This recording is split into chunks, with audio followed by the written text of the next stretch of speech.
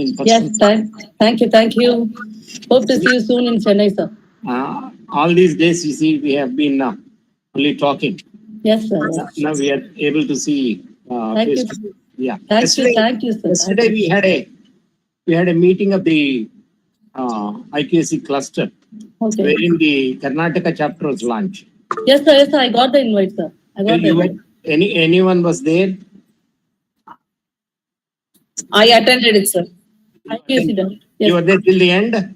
Yes, sir. I was the one who raised the query about the languages, sir. Are you from? I thought you are from commerce stream. No, it's mathematics, sir.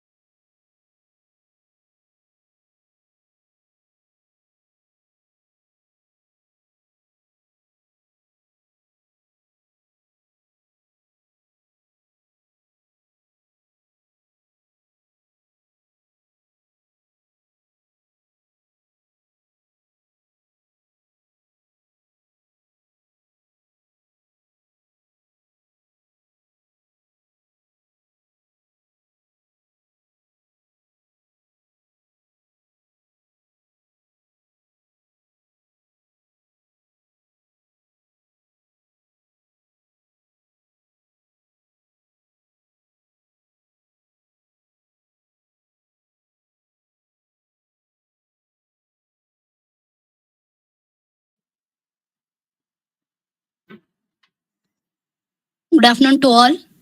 It is our great pleasure to welcome you all for the national level webinar on National Education Policy 2020, Bridging the Gaps in Higher Education. With the blessings of Almighty for the session, let us start our program with a college song. Do we need to stand?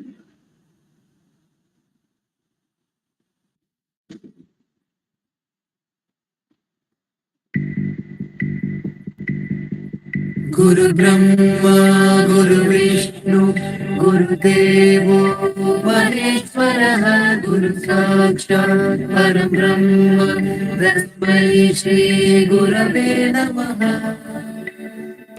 Let us try and save some through our home garden and sing our temple of learning and every dog of knowledge with values enduring, life alluring, reaching for the stars and facing the future world ahead.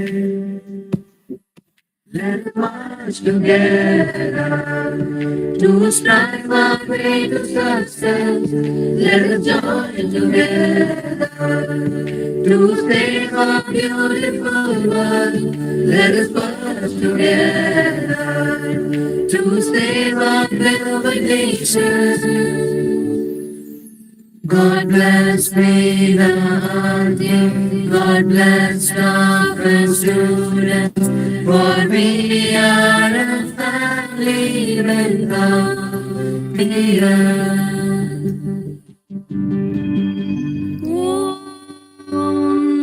Purnamada Purnamidam Purnat Purnamudashyate Purnasya Purnamataya Purnameva Avasishyate.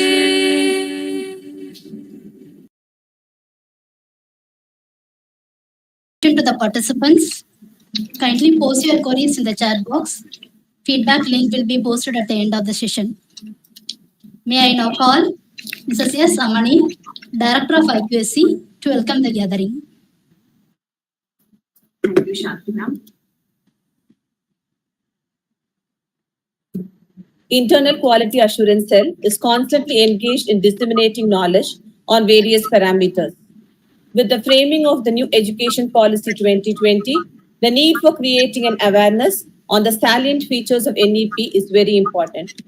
In this context, it gives me immense pleasure to welcome you all to the national webinar NEP 2020, Bridging the Gap in Higher Education, organized by Internal Quality Assurance Cell of Kumaragani Meena Muthiah College of Arts and Science, Chennai, Tamil Nadu.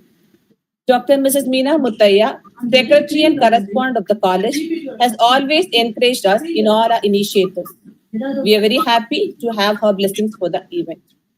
I deem it an honor to welcome Dr. S. Sankar, retired Principal and Advisor, Akkineni Nageshwara Rao College, Gudivada, Andhra Pradesh, and Advisor Iqsc Cluster, the resource person for today's event to the national webinar on National Education Policy. Sir, on behalf of the college, I extend a hearty welcome to you, and we are eagerly waiting to listen to your inputs on NEP 2020. Welcome, sir. I welcome all the participants from all over India who have enthusiastically registered for the webinar. Welcome all. Our principal, Dr. P.T. Vijayashree ma'am, is the guiding force behind all our endeavors. On behalf of IQAC, I extend a warm welcome to her. Welcome, ma'am. I also welcome our Vice Principal, Ms. R. Selvi, to today's event. Welcome, ma'am. I extend a very warm welcome to my fellow faculty to the national webinar. Welcome, my dear colleagues. Welcome, one and all. Thank you. Thank you, ma'am. I request our principal, Dr. P.T. Vijayashree ma'am, to say a few words about the theme NEP 2020, Bridging the Gap in Higher Education.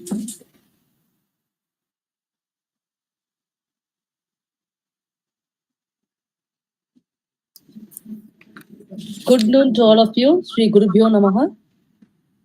I take it a great privilege to have amidst us a great scholar and also a very energetic and dynamic person from the IQAC cluster of India, and also the retired principal, Dr. S. Sankarji, with us. So personally, I take this opportunity on behalf of Meena Aunty, Dr. Mrs. Meena Muthiah, Secretary and Correspondent. A warm welcome to you, sir. I welcome all the participants in person and thank you all for participating in this wonderful seminar. You are going to definitely have a great exhortation from sir today. Before we talk about the seminar, a few lines about the college, because just to know about the college. Kumarani Meena Muthiah College is one of the premier co-educational self-financing college affiliated to University of Madras. Dr. Meena Muthiah, Secretary and Correspondent, granddaughter of great visionary late Sir Raja Annamalai Chettiar, ventured with rich experience in the field of education. Under dynamic leadership, the college strives for holistic education with a clear vision of empowering, enhancing, and enabling the students to possess knowledge with all facets of managerial and life skills. Her aim is to infuse the cultural superiority of our nation in the minds of students, inculcate moral values in them, and to make them responsible and responsive citizens so as to meet the national and global needs. This is envisaged in the college motto, strive, save, and serve. The college, which had a modest beginning in the year 1996 with 15 students and 5 undergraduate programs, moved into own premises during the year 2000 with 2.5 acres of land and 4 acres of ground adjacent to Adyar River, and has now grown into co-educational institution with 1,059 students, 86 faculty, 12 undergraduate and 3 postgraduate programs. The focus of the institution is to enrich knowledge, enhance skill, and thereby empowering the youth to enable them to be leaders of tomorrow. The vision statement of the college conveys its aim to instill moral values blended with education fused with national pride and patriotic values, and to make the student globally competent. The core values of the college include strive for excellence, save Mother Nature, and uphold values, serve the society, instill secularism, and promote quality as a nature. Regarding the futures of the college, we have well-qualified and experienced faculty, the skill development and certificate courses, add-on courses, wide range of co-curricular and extracurricular activities, compulsory industrial visits and experiential learning, good placement record and career guidance for a promising future, and also we have department-wise institutional social responsibility and community-based projects. We have good, excellent academic ambience with university ranks and also ICT facilities with advanced teaching and learning methods. The college, all the departments of the programs have student association which conducts various intra-department and intercollegiate technical and cultural events too. The following are the activities organized by Extension Service Units. These are our signature projects where we have annual NSS camps, blood donation camp, Swachh Bharat, Swachh Pakwada, the RILA, a leadership awareness campaign by Rotrack. Then YRC organizes first aid course and disaster management program. Then annual environmental camps are organized by the Nature Club. Dr. Kalam Club organizes youth empowerment programs. These are all signature projects of KRMMC. The college has a very excellent placement cell which has been catering to the needs of students by enrolling themselves to get placed in reputed organization. And we have a concept of earn while you learn also in the placement cell. Students are placed during the course of study also, part-time placements. We have skill development through various centers, and one of our pioneer center which has been organized so much of entrepreneurial programs from 2009. The CFP promotes the ecosystem inside the campus by providing necessary training and guidance to the budding student entrepreneurs. We can see that, and we are associated with various organizations of EDCell and EDII and also UNAM EDII of Tamil Nadu. Sahasra Women Forum helps to enhance the self-confidence and self-esteem of women folk of the college and also organizes various workshop and training program for the women students. The internal quality assurance cells, from its inception, has been continuously engaging in themselves to channelize all the efforts of the institution, and the few features which activities and initiatives of Iqsc includes, other than submission of annual participation in NIRF, the release of, the participation in NIRF, we have a special newsletter release every year, Samruddhi.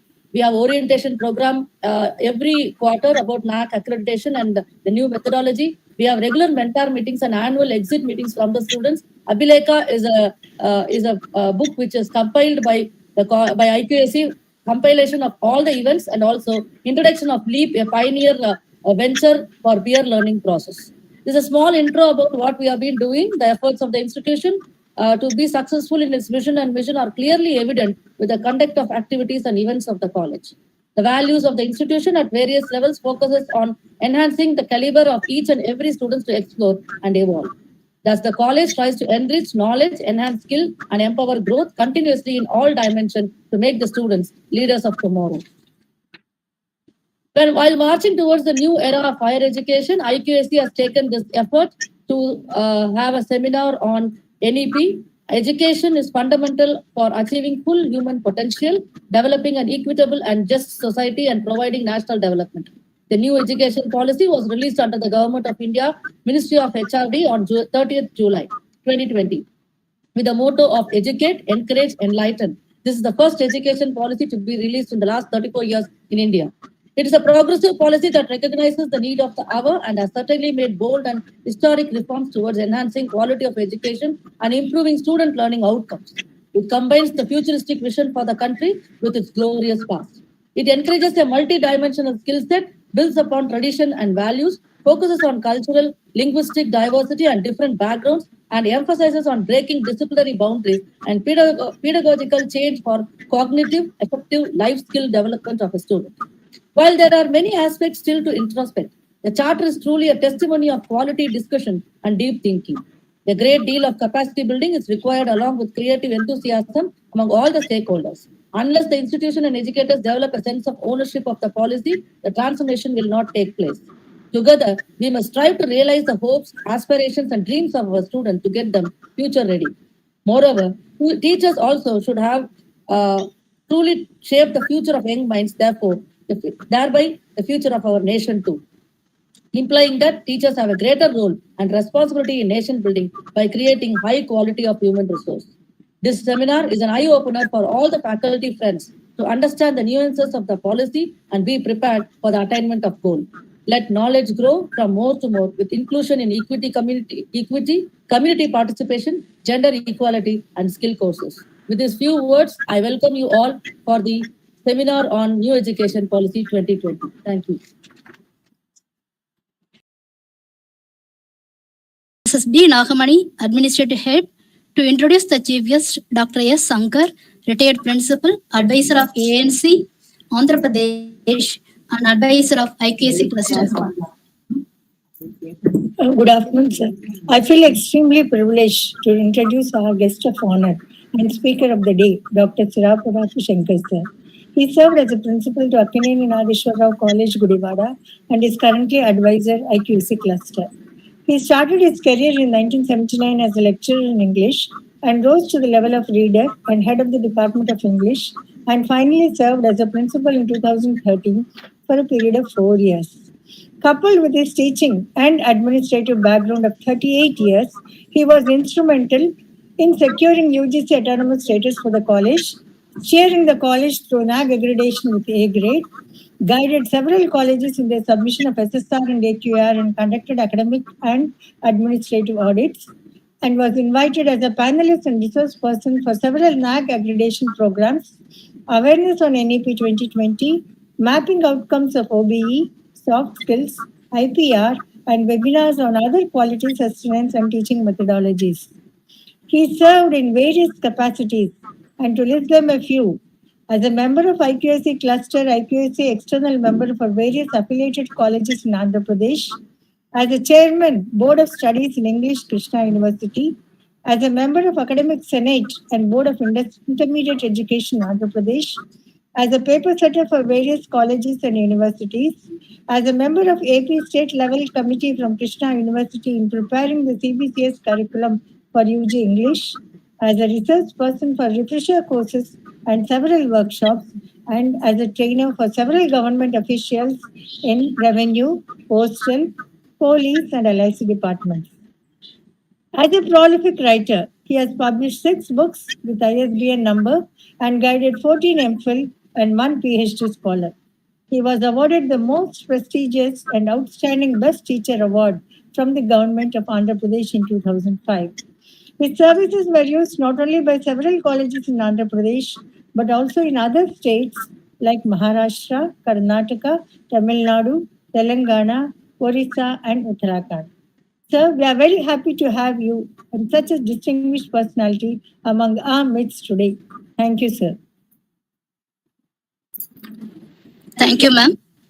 I request the Chief Guest to take over the platform to deliver his address. Thank you, ma'am.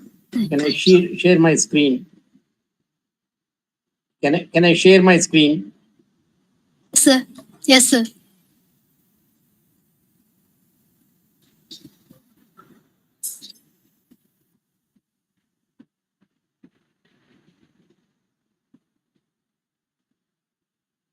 Is my screen visible? No, sir.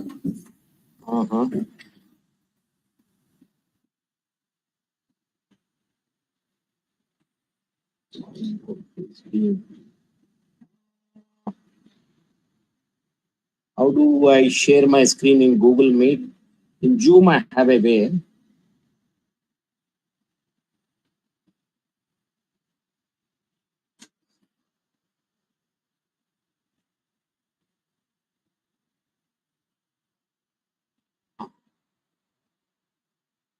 Is it visible now? No, sir. Just No? click the present now button.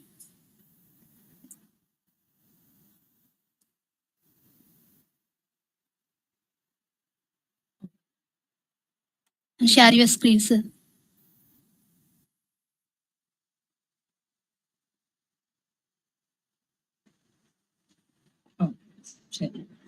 Now?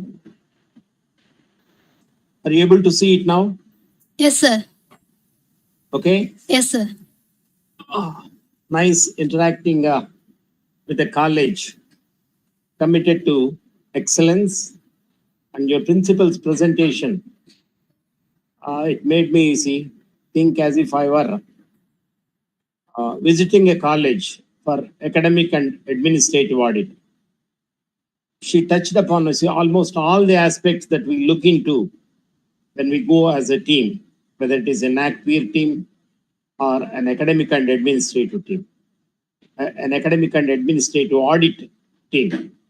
I request to see the Iqsc members to kindly take a few geotagged photos. Even if we say we have a screenshot, perhaps see the AQR or the DVB personnel may not accept it. From your cell phones, perhaps take a couple of geotagged photos and be prepared to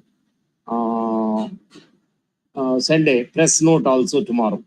These are some of the things I just wanted to tell you before I broach this subject. I'm impressed by the way in which the college has been responding to change. College, which was started as an exclusive women college, has converted itself into a co-education college, though the men's staff are not very good in number, even though they are a very small number in running the college. Their services have been useful, as Madam says, in various areas. And the college is catering not just to arts and science, but also to commerce. You have BCom and you have BBA at the UG level. And I was intrigued to learn the college works in 2 shifts. And even post-COVID, it's catering education as it used to. But coming to normalcy is a little slow, as it is the situation everywhere in India. Look at the tree, your college growing.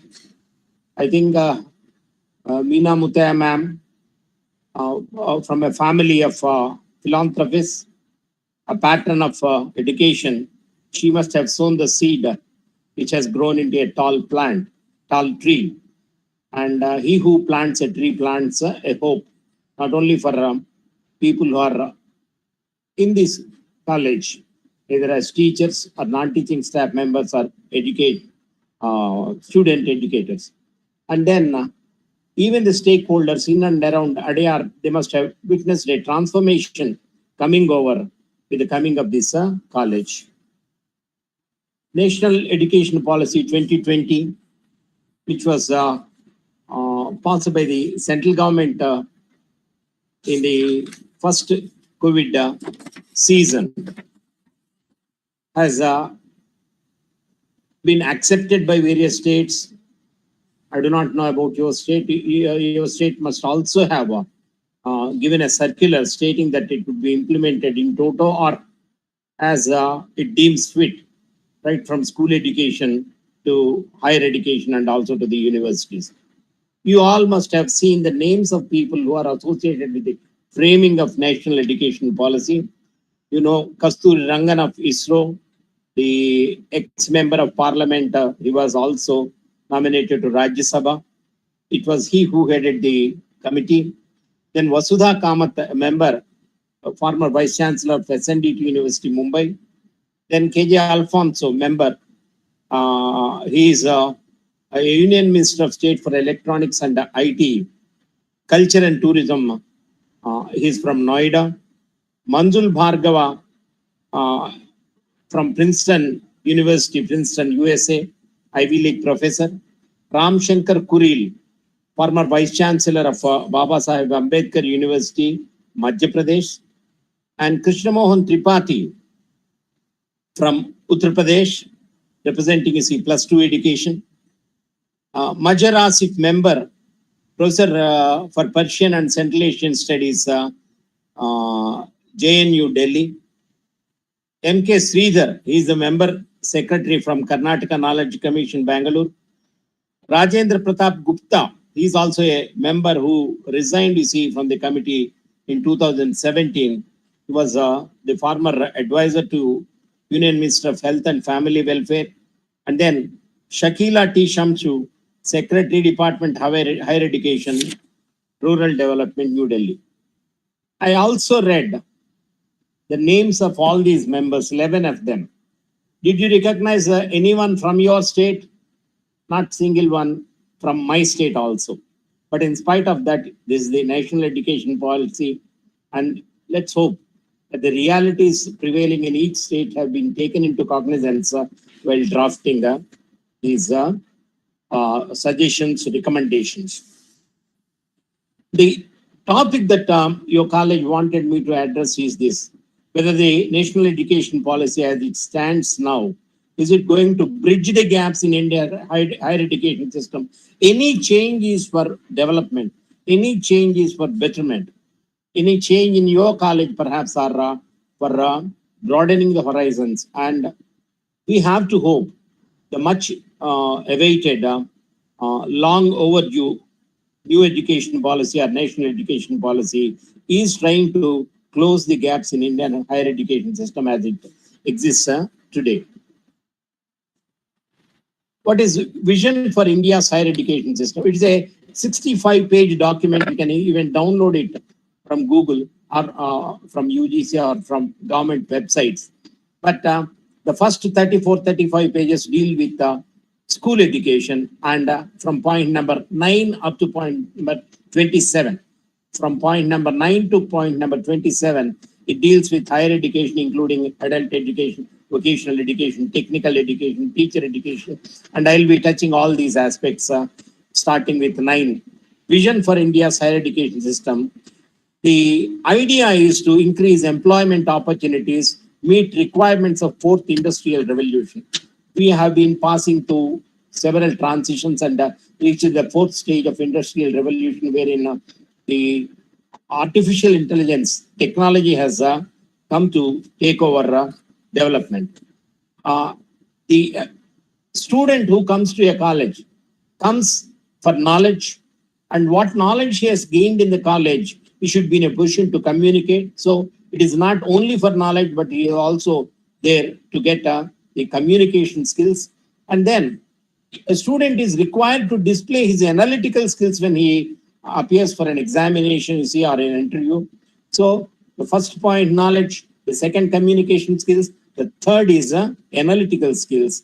And the student also comes to college to be a part of global citizen, you see, looking for opportunities for himself and for his future, not just in his place, but also anywhere in the globe.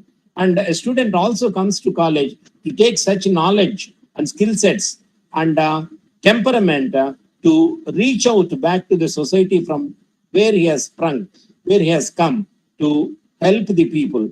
These are some of the things that we have to bear in mind. The student comes to college to get knowledge, to improve his communication skills, to have analytical skills, and then to have a global perspective, and also to give back to society from where he has come. And in these 5 points, the employment opportunities are also included. There is no point in getting education, but surprisingly, see, an analysis of the present education position, it says the maximum number of people unable to get employment are from graduate group. Then almost 17% people who are graduates are unable to get employed, and postgraduates are unable to get employment. 14% of postgraduates are unable to get employment. Certificate and diploma holders, 11% each, are not able to get employment. And the people who are not unemployed are primary people from primary classes. So India has to work to address this situation of how higher education students, certificate holders, diploma holders, PG holders, and UG holders also get employment. It is not enough if you get education. The students will be looking for jobs, and the educators will try to train the students to be well-rounded and creative individuals with economic independence. Look at the sentence: develop well-rounded individuals, and they should also be creative, and they should have economic independence linked to employment. And education, once again, you see, the checks and balances there are in the policy recommendation. Education is not just for employment; it is also for progressive. It is also for progressive and prosperous nation.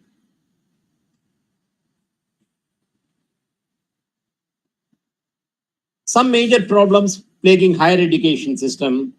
It is severely fragmented. Look at the picture. Look at the picture on the right side. Higher education system as it is existing today is severely fragmented. It has more than 50,000 institutions and most are commercial. Look at this. This is a report submitted by Kasturirangan committee, a very illustrious person and a good committee. And it's not that. The central government has accepted the recommendations in toto. More than 50,000 institutions are there. They are fragmented. And most of these institutions are commercial with no education taking place. A sad state of affairs as it is existing in India, proclaimed by the Kasturirangan committee and accepted by the central government. And the poor learning outcomes. What are the students able to get from the programs and the courses that they have been following in the colleges? Poor learning outcomes and skills not worthy of students leaving a higher education institution. And there is rigid separation of disciplines. Art students doesn't know commerce, commerce student doesn't know science, and so on and so forth. Lack of access, especially in socio-economically disadvantaged areas, SEDGs. In socio-economically disadvantaged groups, SEDGs or SEDAs are socio-economically disadvantaged areas. There are places where people are unable to get into a college because the college is quite far away. And lack of teacher and institutional autonomy to innovate and excel.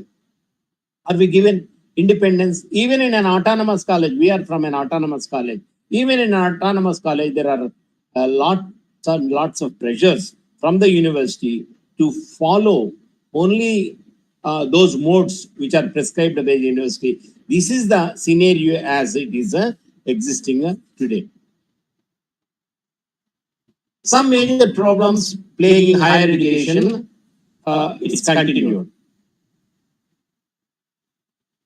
Look at the picture on the right side. We are confused, we are lost, we are unsure, we are unclear, we are perplexed, we are disoriented, and we are bewildered. If the teachers are like that, to say what about the students?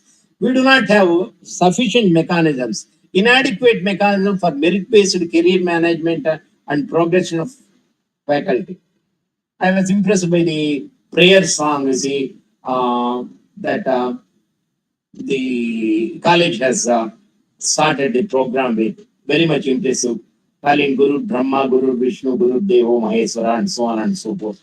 But if faculty members, I do not know the situation in your college, if the faculty members are not happy with the way they are getting promotions, if they are not merit based, what kind of commitment would they have towards the college or towards propagating education? And lack of research and funding across disciplines. It is not enough if you keep on teaching the same thing again and again. Is some research going on in the areas, in various disciplines that you have been teaching? And how are the institutions being governed? As things stand now, the Kasturirangan committee says it is poor governance and leadership is also not worthy. In our group, you see, we have an Iqsc cluster group with almost 3,600 members on the Telegram group. We have a Iqsc cluster office bearer group, and we have director principal group, you see, at the national level. And there was a newspaper item that has been circulated in this group saying that the vice chancellor of a university, from an English newspaper cutting that was circulated yesterday, the vice chancellor of university was found fault and said he is not efficient, he is not qualified to be the VC. If that kind of appointments are made by the central government or the state government, see what kind of commitment would the other teachers working in colleges will have. Poor governance and leadership of HEIs, a regulatory system not empowered to close fake colleges. The University Grants Commission also deplores. It feels very sad. Even in Delhi, there are institutions, you see, there are institutions which claim that they are universities, which are not universities accepted by the UGC. And the government is not empowered to close them right away. And then large affiliating universities. Sometimes you see 700, 800 colleges attached to one single institution, whereas the ideal situation as per the recommendation of the present committee, a university should not have more than 300 colleges, affiliated colleges under its control. Large affiliating universities with the result, the education in undergraduate colleges becomes very poor. This is a scenario as it exists today. The policy's vision. What are the key changes it wishes to bring into the current existing system? Multidisciplinary universities and colleges, at least in one in every district.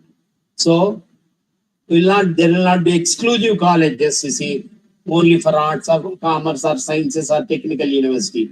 Multidisciplinary university will be introduced, and colleges also multidisciplinary, at least one in each district. Multidisciplinary UG education. You must have seen, you see, names like this: Science College, Arts College, Commerce College, College of Education, and so on. And hereafter, it will not continue to be like that. And the faculty and institutions will have autonomy to devise programs to administer the college in the way they deem fit, and revamping of the curriculum, pedagogy, assessment and student support. So everything, see, as is no rote learning. Continuous evaluation of students' assessment is required. That's what the committee says. And merit appointments. The less we talk about it, the better. I was talking on this topic in Maharashtra, in one of the colleges in Maharashtra. After the seminar, there was a discussion, interactive session. My colleague, the co-speaker was asked this question: Sir, how do you make colleges or universities recruit staff purely on the basis of merit, not on the basis of recommendation? The person who received the question was waiting to give an answer, and I requested him, may I answer the question? I may be permitted to answer that question. He said, okay, go ahead.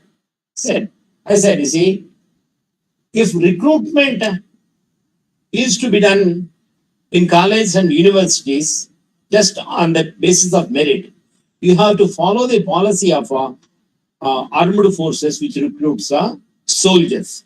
If the same criteria, the same methodology is adopted for recruitment of staff in universities and colleges, I think you'll be able to do what you are asking for. There was appreciation, but will it come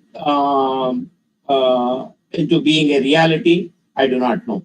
Merit appointments, career progression based on teaching, research and service. I've been a union leader, arrested several times for being a champion of college teachers, arrested in Hyderabad, arrested in Delhi, arrested in Vijayawada, for fighting for the cause of teachers and also, of course, students.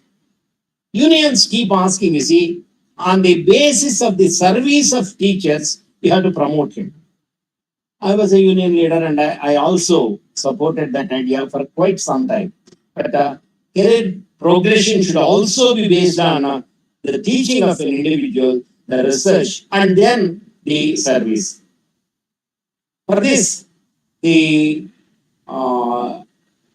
NEP 2020 recommends a national research foundation is to be formed to fund research. Hci Governance, higher education institution governance, should be by independent bodies.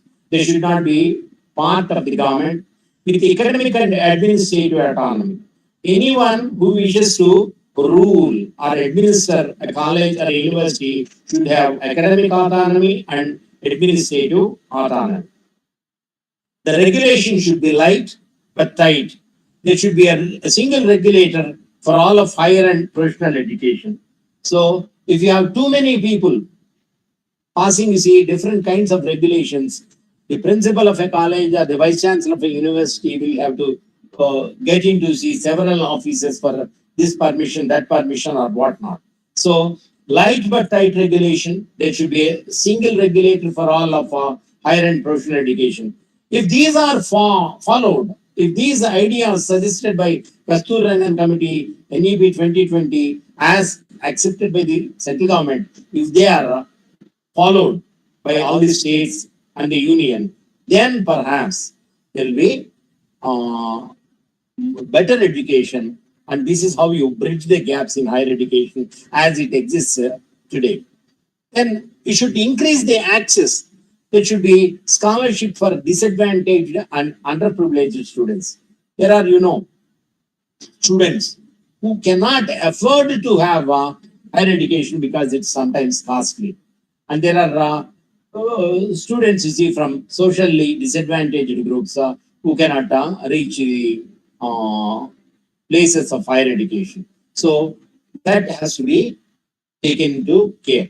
Institutional restructuring is needed to consolidate. Starting large multidisciplinary universities, it keeps on linking one point linking to the other. See what is suggested in point number 9 and 10 will be repeated elsewhere up to 27. Starting large multidisciplinary universities, colleges and Hci clusters groups to build vibrant communities of scholars and peers equals and increase resource efficiency. A college, the academic ambience, the academic environment in a college should be vibrant. It should be a place where you have scholars and peers, and whatever money is spent there, the resources are spent there, they are spent in an efficient manner. Success of large multidisciplinary research universities is also envisaged by the NEP 2020. Then you have higher education system shall have high quality teaching, research and community engagement. It is not enough if you teach. It's not enough if you take research. You should also involve your activities for the betterment of the community, that is community engagement. As it is self-explanatory, research universities will focus on research. Teaching universities will place emphasis on teaching, and they also conduct significant research. They conduct significant research. Research universities will take up research, no problem. But even teaching universities will take research. You see, in NAC, in EAR, in AQR, you see, we are bombarded with questions. Any research activity taken by students, taken up by staff. So if students are also motivated and encouraged, if it is part of the program, it's part of the curriculum, you see, you can also the teachers at the undergraduate level or postgraduate level also try to guide the students on research in significant areas. All colleges to become autonomous. Is this college an autonomous college, madam, as on date? No, sir. It's affiliated to University of Madras, sir. Yeah. You are thinking of going for autonomy? In future, sir. In future, you see, you have no option except to follow the guidelines of NEP 2020, which wishes to see all colleges becoming autonomous, whether they secure A grade or not in NEP. So all colleges to become autonomous, which are large multidisciplinary institutions, primarily on undergraduate teaching. A college shall be an autonomous degree granting institution, or it may be a constituent of a college of a university, as your college is today. Then institutional restructuring and consolidation. What exactly is autonomy? Look at the picture on the right side. Autonomy is the way you express your desire to be self-directed. HES will have autonomy to move from one category to another, from affiliated colleges to independent autonomous colleges of the cluster. Expectations of quality of education across all categories of HEIs will be same. See, sometimes when we go as members of the peer team, they say, it's a government college, sir, don't have high expectations. It's a rural college, sir, please do not have high expectations. It's in a tribal area, sir. Please do not have high expectations. No. Expectations of quality of education across all categories of HEIs will be the same. And then HEIs to support, higher education institutions to support other HEIs in development. You have any collaboration with other colleges, madam? Not yet, sir, but for programs we collaborate, sir. You have an agreement? Yeah, agreement, MOU. We go for our MOUs and we have collaborations Okay. for programs, training. Usually, as people, what we do is we say the MOUs with a company, an industry, or training institute for or giving training to our students. The collaboration is between colleges. You see, I have been asking several colleges where I visit to have a collaboration with our college. So if we collaborate, what we have, we can have student exchange, teacher exchange, and program exchange, and also exchange of assistance in IQAC activities. See, all colleges will become autonomous and they will also collaborate with one another in particular areas. HES to support other HES in development, community engagement and service, and also they support school education. People keep asking, why should we support school education? Because the seeds of college students come from the schools. Unless you see that your students are good from schools, you cannot expect to make the colleges give better results. By 2040, all HEI shall become multidisciplinary.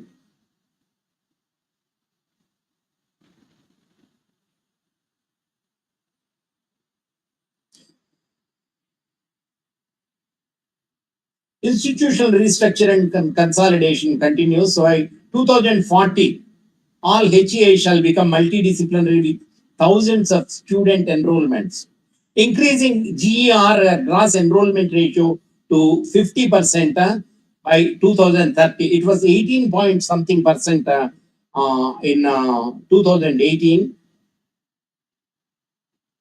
And sorry, I stand corrected. The gross enrollment ratio was something like 26.2% in 2018. And in the morning, you see, when I Googled it, it may be reaching, 29%. 29% gross enrollment ratio as on today, that is 2022. And in 80 years, the central government wishes that the enrollment ratio would be 50%.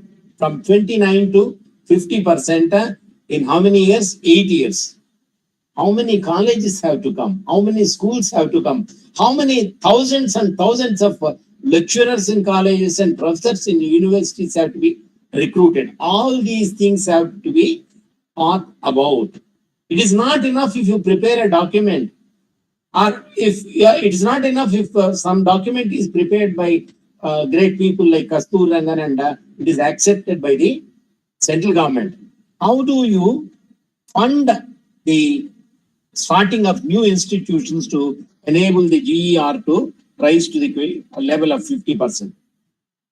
More HEIs in underserved regions, the GER in higher and vocational education to increase from the existing 26.3 to 50% by 2030. Capacity creation by consolidating, expanding, and improving existing HEIs. In several colleges, the optimum utilization of facility, optimum utilization of staff and resources is not there. So that has to be increased. Developing knowledge and knowledge creation also. It is not enough you say admissions are open, but you should also be in a position to support the colleges, fund the colleges, create opportunities for employment and so on and so forth. 10.9, growth in both public and private institutions. It is not enough. Do you have more government colleges in Tamil Nadu or more private colleges? More private colleges, sir. Yeah, it has been there like that, you see, even in Andhra. But now in Andhra, you see, a new thing has come. Almost all the staff in existing excepting a few. Almost all the staff in existing private aided colleges have been taken over by the government. A few missionary colleges have not given their staff, and then some went to court. The government has taken a step back, and those managers which wanted their staff to be sent back have been granted permission. But then again, staff who were transferred to government institutions, they filed court cases saying that we are not interested to go back to the affiliated college, we want to stay in government. This is a kind of stalemate that is existing in Andhra Pradesh. I do not know about the situation, but you are a self-financed college, you are above all these things. Growth in both public and private institutions, it should be fair and transparent system for public funding. Support for quality public HEAs. If the college is very good, with good results, NAC A grade, A plus grade or A double plus grade, rank in the Aisha rankings or NIRF ranking, perhaps these are the criteria which would make the central government or the UGC to give more financial support. All institutions may run open distance learning online programs if accredited to do so. We are not into that. Single stream HEIs will become multidisciplinary, as I was making a mention of that earlier. All HEIs will move to full autonomy. So I was asking you the question, are you autonomous? You said no, not that. You are affiliated. Very soon you will have to be changing. You will be changing your college structure from the existing affiliated status to autonomous status. And what does autonomy mean? It should be both academic and administrative autonomy. Quality private institutions will be encouraged. They did not say they will be supported financially. Encouraged, that's what they said. Empowerment and autonomy to create something new, to innovate. In 15 years, 2020 plus 15, 2035. In 15 years, affiliated colleges will be phased out through a graded system of autonomy.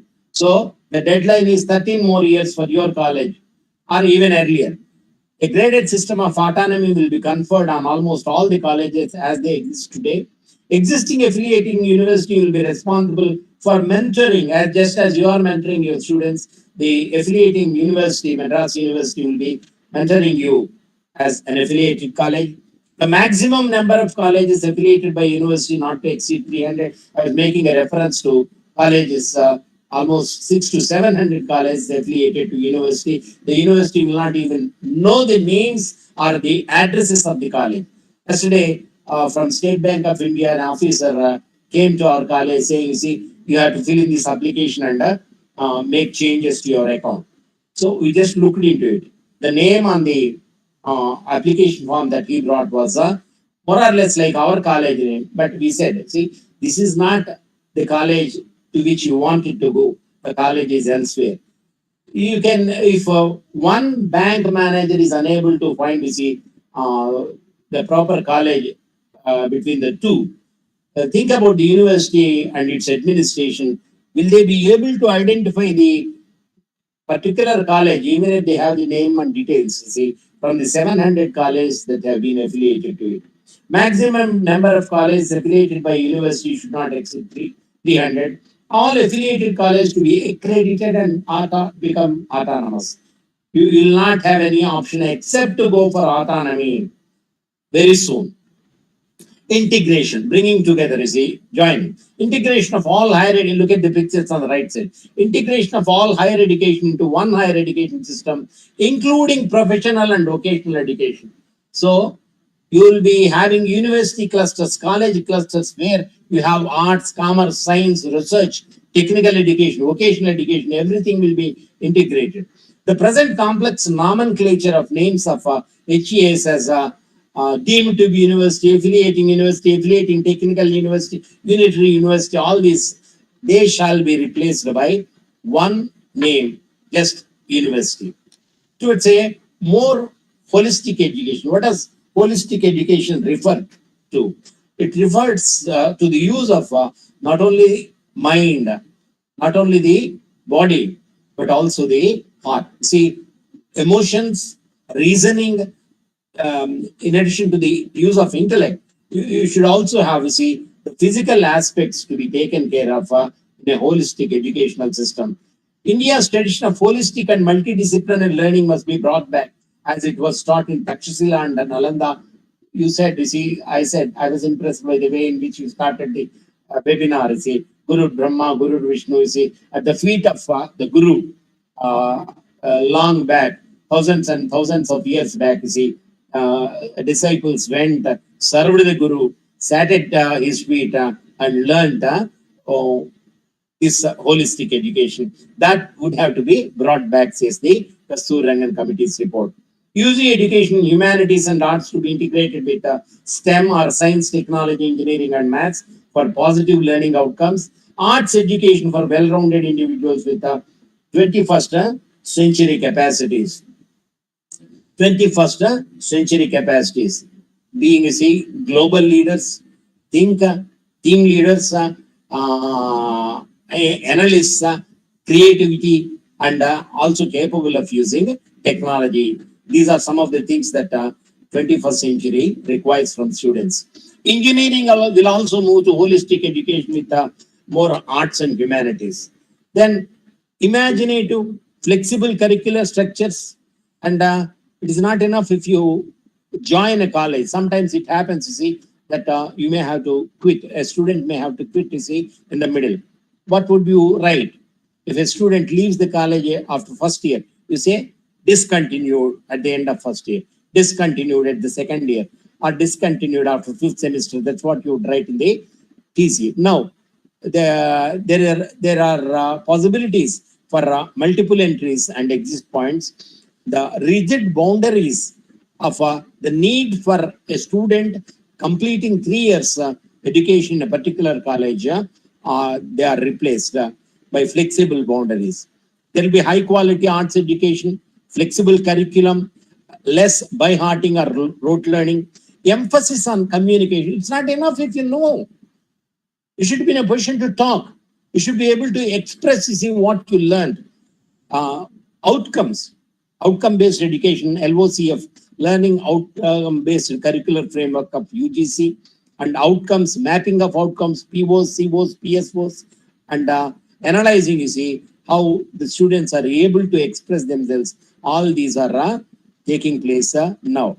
New departments, new credit-based courses in community engagement, serving the community, environmental and value-based education, green audit, gender audit, environmental audit, and so on and so forth. They'll be coming into force. Look at the pictures on the right side. From the basic picture here, you look at the advanced learners, you see, the way in which they'll be free to choose. The options are flexible, not very rigid. There'll be practice, there'll be exposure, there'll be learning, there'll be experience through internships. Internships with local industry, experiential learning, your principal, Dr. Vijay was making a reference to compulsory experiential learning of our students in a particular program, whatever. Internships with local industry, businesses, even before the Kasturi Rangan Committee has been perhaps approved by the central government, your college, I'm proud, I'm happy to learn that your college has introduced experiential learning and making students learn through experience by sending them to various organizations. Internships with local industry, businesses, artists, etc. to students for practical side of learning and employability. So there is an idea of making an artist, maybe a singer, a writer, dramatist, you see, a painter, to come and stay for a few days in the college hostel, in the college guest house, so that the students, not necessarily of humanities, but all other students pursuing commerce education or science education, would also be able to interact with the artists in residency. Perhaps if you have practiced it, good. Otherwise, you see, try to introduce it. The UG program duration, it may be either 3 or 4 years. There are multiple exit point options with appropriate certifications.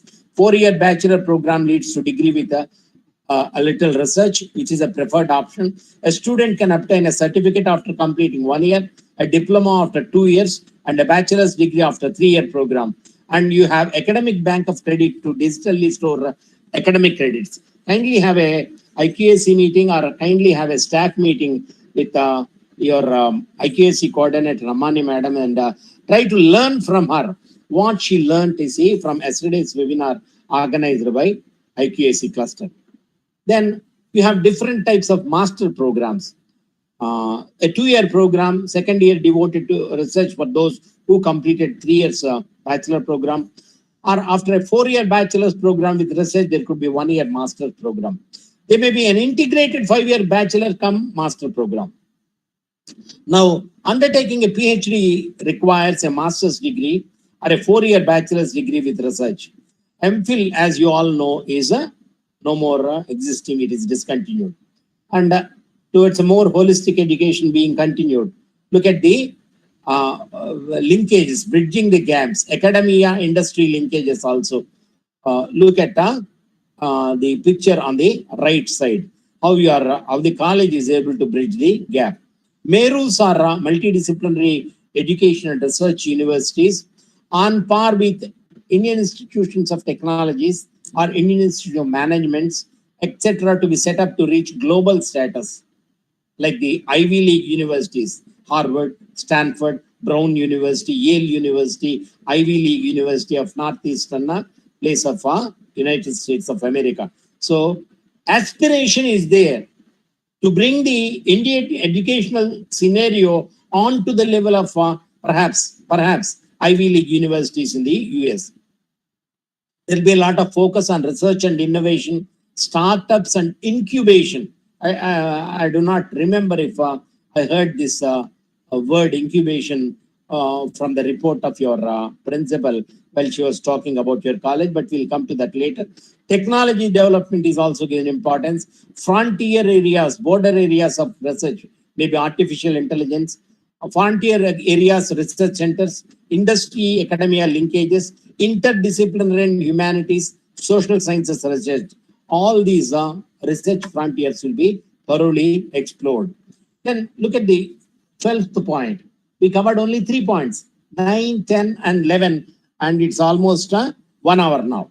Optimal learning environments, support for students, creating an effective learning environment. If a student comes to a college for admission, he should be able to discern, see, feel the academic ambience, the academic learning environment in the college. That I saw in St. Joseph's Devagiri, the first college to get what you call A++ in Calicut. Kozhikode, I think as it is called. If there is a possibility, just try to go there. Sabuke Thomas, my friend, is also the principal there. And the academic learning environment, when I visited the college, that college for 2 days, I could feel it. You get goosebumps, in the way the teachers and the students interact, and the students interact. For effective learning, what are the things that are needed? A relevant curriculum, continuous assessment. See, you have how many types of assessment? You say formative assessment, summative assessment, and you also have diagnostic assessment. When the student is not able to cope up with something in some areas, you try to diagnose it. So frontier areas of research, a relevant curriculum, continuous assessment, adequate student support, regularly updated curriculum for specified learning outcomes. You must have mapped, I think I saw in your website, mapping of POs, COs has been done. High quality pedagogy, scientific assessment methods. So whether you value my paper or X values my paper or Z values my paper, I should be in a position to get the same marks. Assessment method should be scientific.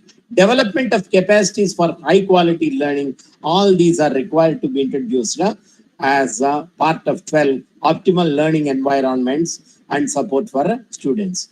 Continued. Special programs for gifted students. If you teach these students in a class in the same manners, see, the advanced learners will get bored. The slow learners, if you teach only for advanced learners, they will not be able to follow or comprehend. So there will be special programs for gifted students to complete programs on a fast track mode. you must be having, you see, most of your children maybe studying abroad, you see. You can complete your PG program in 2 years. You can also complete in 18 months or 14 or 12 months also, depending on the pace you have. Autonomy to institutions and faculty to innovate on curriculum, pedagogy, and assessment. Opportunities for funding activities organized by students. If a student wishes to organize some activities, there should be funding, either by the college or by the government or by the UGC. Faculty to act as mentors and guides. They are not teachers only for 1 hour in the classroom. Well, when they are on the campus or even outside, when a student approaches you, it is your responsibility to be a guide or a mentor to that particular students. They think, you see, it's a 24/7 job. All assessment systems to be decided by the HCI. Choice-based credit system, CBCS, will have room for innovation and flexibility. HCI is to move away from high-stakes examination once in a year towards more continuous and comprehensive evaluation. Then look at 12.5. Funds and academic support to socio-economically disadvantaged students on the basis of their social background or economical background. Professional, academic, and career counseling should be available to all students.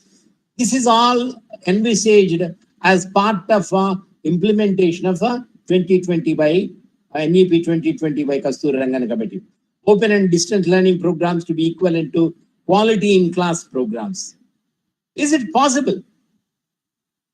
In some universities say, while recruiting staff, some colleges while recruiting staff say, you got your PG in distance education, we are not interested. So open and distance learning program should be of such quality as if they have been pursued in regular mode.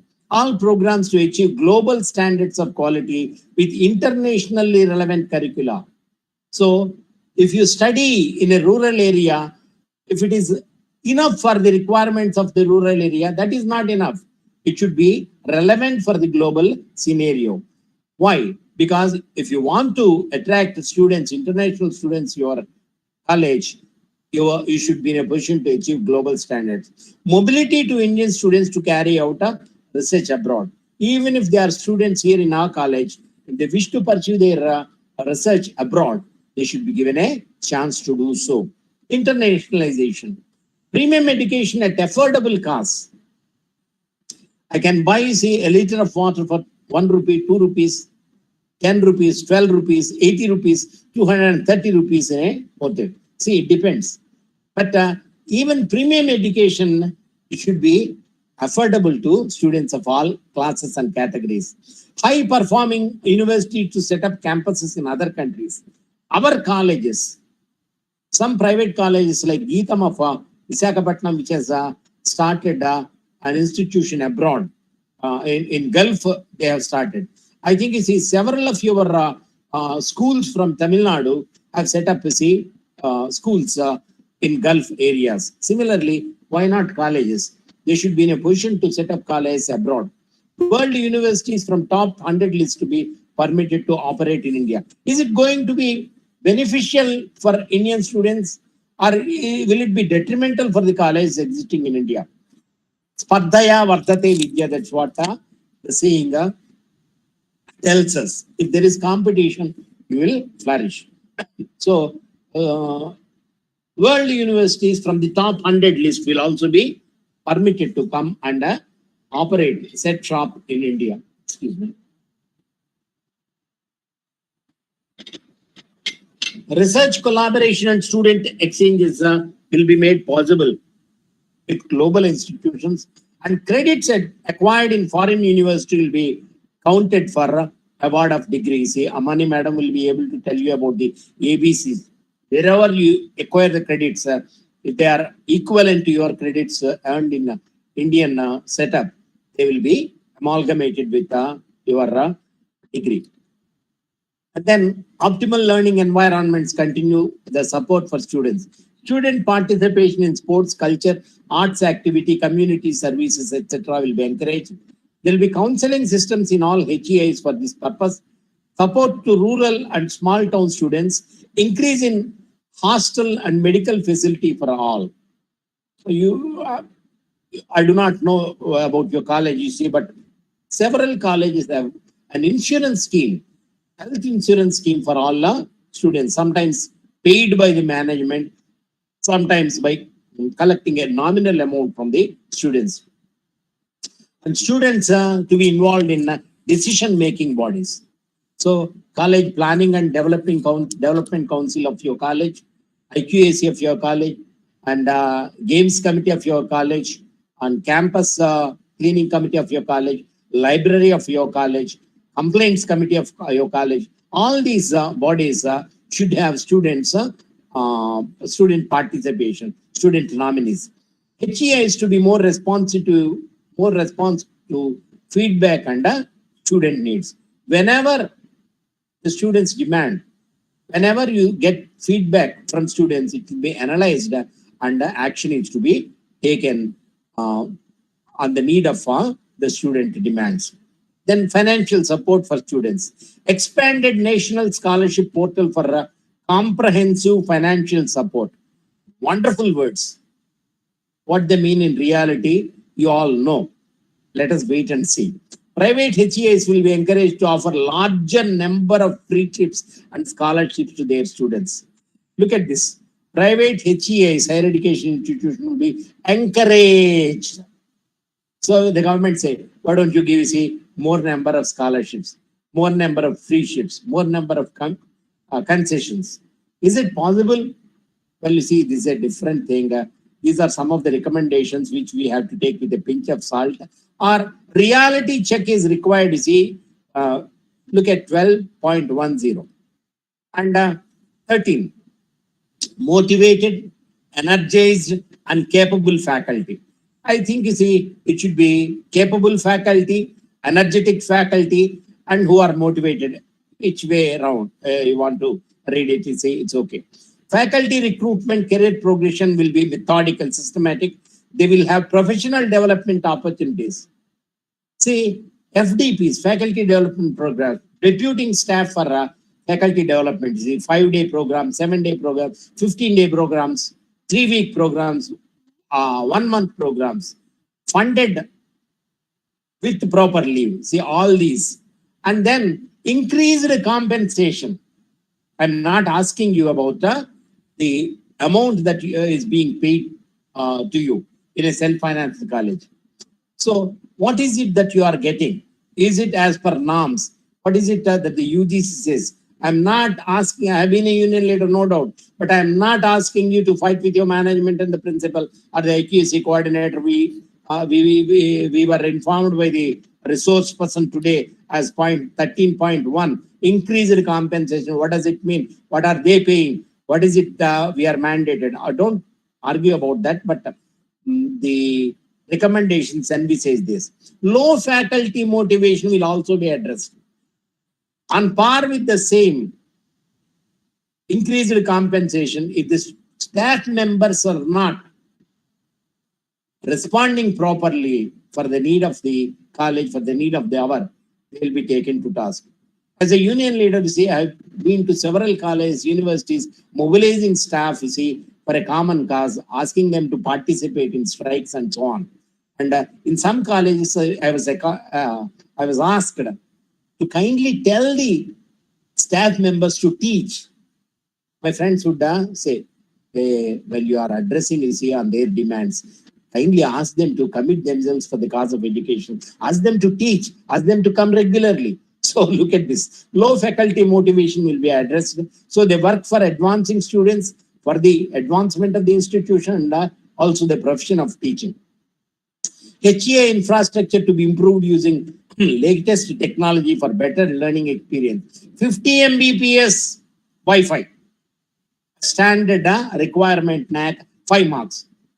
Only 5 out of 1,000, but it's a very big 5 for me, you see, if I am on the border. Out of 1,000, I have 5 marks for 50 Mbps, internet connectivity, LCD facilities, library, running track, see, gymnasium, and so on and so forth. Teacher-student ratio from 1:10 to 1:20. In several colleges, it's up to 30 or it's up to 40. There are contract lecturers, not full-timers. Any lecturer appointed by a college for one full semester and having full workload, whatever he is or she is paid as per the resources of the management, is a permanent member, faculty member. I'm not saying aided, I'm not saying government, I'm saying permanent member is one who serves preferably for 1 year, but at least for one full semester with enough workload, you see, at least 12 plus hours of workload for that particular subject, and he should not have more than 20 students as per the NEP 2020. It may not be feasible in all cases. Teaching duties allow time for interaction with students, research and other university activities. Faculty will not be transferable across institutions. After this NEP 2020 was released, all the staff from affiliated, aided colleges in Andhra have been transferred to government colleges. So documents come, policies come, GOs come, things go on as per the routine manner. Then motivated, energized and capable faculty. Faculty should design curricular and pedagogical approaches for innovative teaching, research and service. Sometimes you see, autonomy gives you this advantage of experimenting, you see, designing your own curricular structure and pedagogical approaches for creative teaching, innovative teaching, research and service. Then rewards, promotions and recognition for excellence. So incentives should be there. Incentives should be there. I do not know whether there is anyone who knows Telugu. In Telugu, we have a saying, Egiri danchina ante kuli, egarakonda danchina ante kuli. Transferred into English is, if you commit yourself, you see 100%, the same salary. If you commit yourself 35%, the same salary. So it says, rewards, promotion and recognition for excellence. Non-performers will be held to account. So beware, be careful. Low faculty motivation will be addressed. Non-performance will also be taken into task. Transparent recruitment process will be there. I was making a reference to recruitment earlier. Probation period is there. Assessment includes peer and student reviews. It's not enough. We are selected by a body, interview committee. You should also be able to satisfy the requirements of the peers and your students. Innovations in teaching, the impact of research, professional development, etc. will also be looked into while recruiting a staff member. Leadership position shall not remain vacant.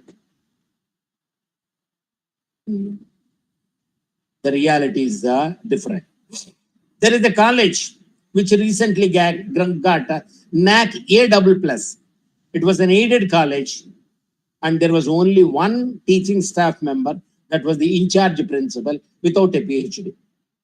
One teaching staff member without a PhD, in-charge principal, and all the other were self-financed staff members, and they got A++. And this document says leadership positions shall not remain vacant. So what exactly is motivation? Generate new ideas, set new goals, focus on your dream, and stay positive. This is what motivation involves. Look at the above poster also. You may see me struggle, but you will never see me quit. You see, that is the commitment of an ideal teacher. Then point number 14. Don't worry, we have only 27 points. We have almost covered five points. Equity and inclusion in higher education. Equity is different from equality. You all know, friends. I do not have to spend much time. But equality is giving, you see, 100 rupees to each. But equity is, if I need 120, giving me 120. If I need 10,000, perhaps giving 10,000 to me is equity. Equity takes into consideration the need of the individual. From each according to his ability, you collect. To each according to his need, you disperse. Equity and inclusion in higher education. Equitable access to quality education. Emphasis on SCDGs, or socioeconomically disadvantaged groups, and also underrepresented groups. There are people who are not able to enter into a college because there is no college in their vicinity. Equity and inclusion across school and higher education. Lack of knowledge of, sometimes students say, I do not know, sir. I'm unaware of that, sir.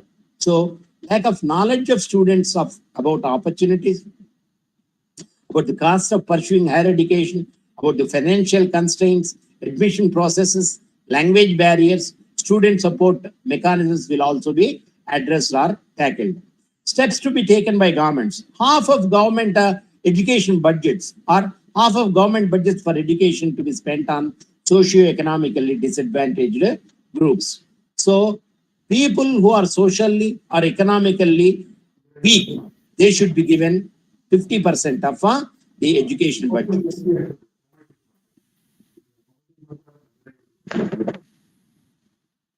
Am I not audible? Am I audible? Yes, sir, you are Clearly audible. audible, sir. Okay, yeah, I was hearing some noise, so I thought, you see, somebody was not able to hear my voice. Targets for higher gross enrollment ratio or GER for SEDGs. Gender balance in admissions. Yesterday I was talking to madam, principal madam. She was telling me that this college started as a women's college. Soon it became a co-education college. Now the boys outnumber the girl students in admissions. Enhanced access, special education zones, large number of SEDGs, support to HEIs that teach in local language or bilingually. In Andhra, mother tongue teaching has been put an end to. All government private colleges have to teach only in English medium. No teaching in mother tongue. And look at the HEI. See, sometimes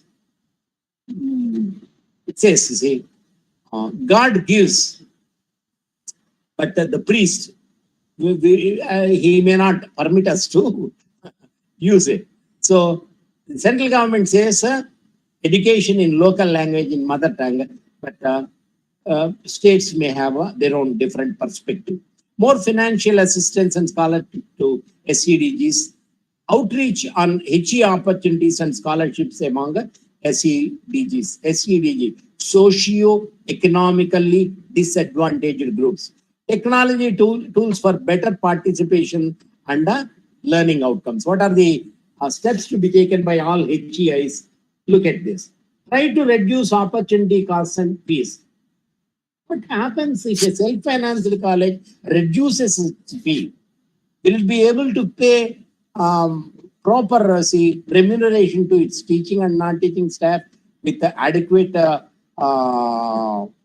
infrastructure maintenance in the college? That we have to think. More financial assistance to students of SEDGs, outreach and opportunities and scholarships, admission process and curriculum more inclusive, increase employability potential, campus recruitments. So whenever a company wishes to recruit, it should say, we'll go to KRMM college to recruit our staff. Increasing employability potential, more courses in Indian language and bilingual teaching, all facilities to Divyangans or Divyangan friendly environment, physically challenged, that what was disabled persons, that's what we used to say earlier. Bridge courses for students from disadvantaged educational backgrounds, socio, emotional and academic support and mentoring, sensitization on gender identity, no discrimination among students of different backgrounds, different cultures, different races, different religions, and anti-harassment rules, anti-ragging. Institutional development plans to include participation from SEDGs. All these are envisaged. Now, I'll scroll to teacher education because you are not a teacher education college, no? No, sir. No, you do not have BEd. No, sir, we don't have. But I'll just touch up by saying, touch a few. Sure, sure. Teacher education, you see, teachers who go to train the prospective students from schools who come into colleges. So teacher education should also be grounded in Indian values. It should be revitalized. teachers to be well versed in latest advances in education and pedagogy. I was a member of Academic Senate. I was a member of a Board of Studies. You see, I was a regular member of the meetings in the university to which our college has been affiliated. There was one complaint from the illustrious principal of a Loyola institution who said, you see, our students are not able to open their mouth. You see, they are not able to talk in English. Kindly tell students of a junior college, kindly see that the schools in these district are trained better so that we'll have a better student enrollment or better trained student enrollment. That was his complaint. So teacher education has to be revitalized if you want to revitalize your higher education. Unless the foundation is strong, you cannot have first, second or third stories. By 2025, only multidisciplinary and integrated teacher education program shall be enforced. I'll just pause. Then reimagining vocational education or VE. See, vocational education or skill education, look at the picture where girls are doing hair or boys are working in the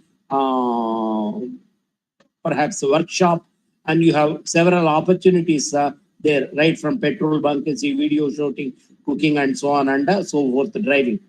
Vocational education to be reimagined. Urgent need for spreading VE.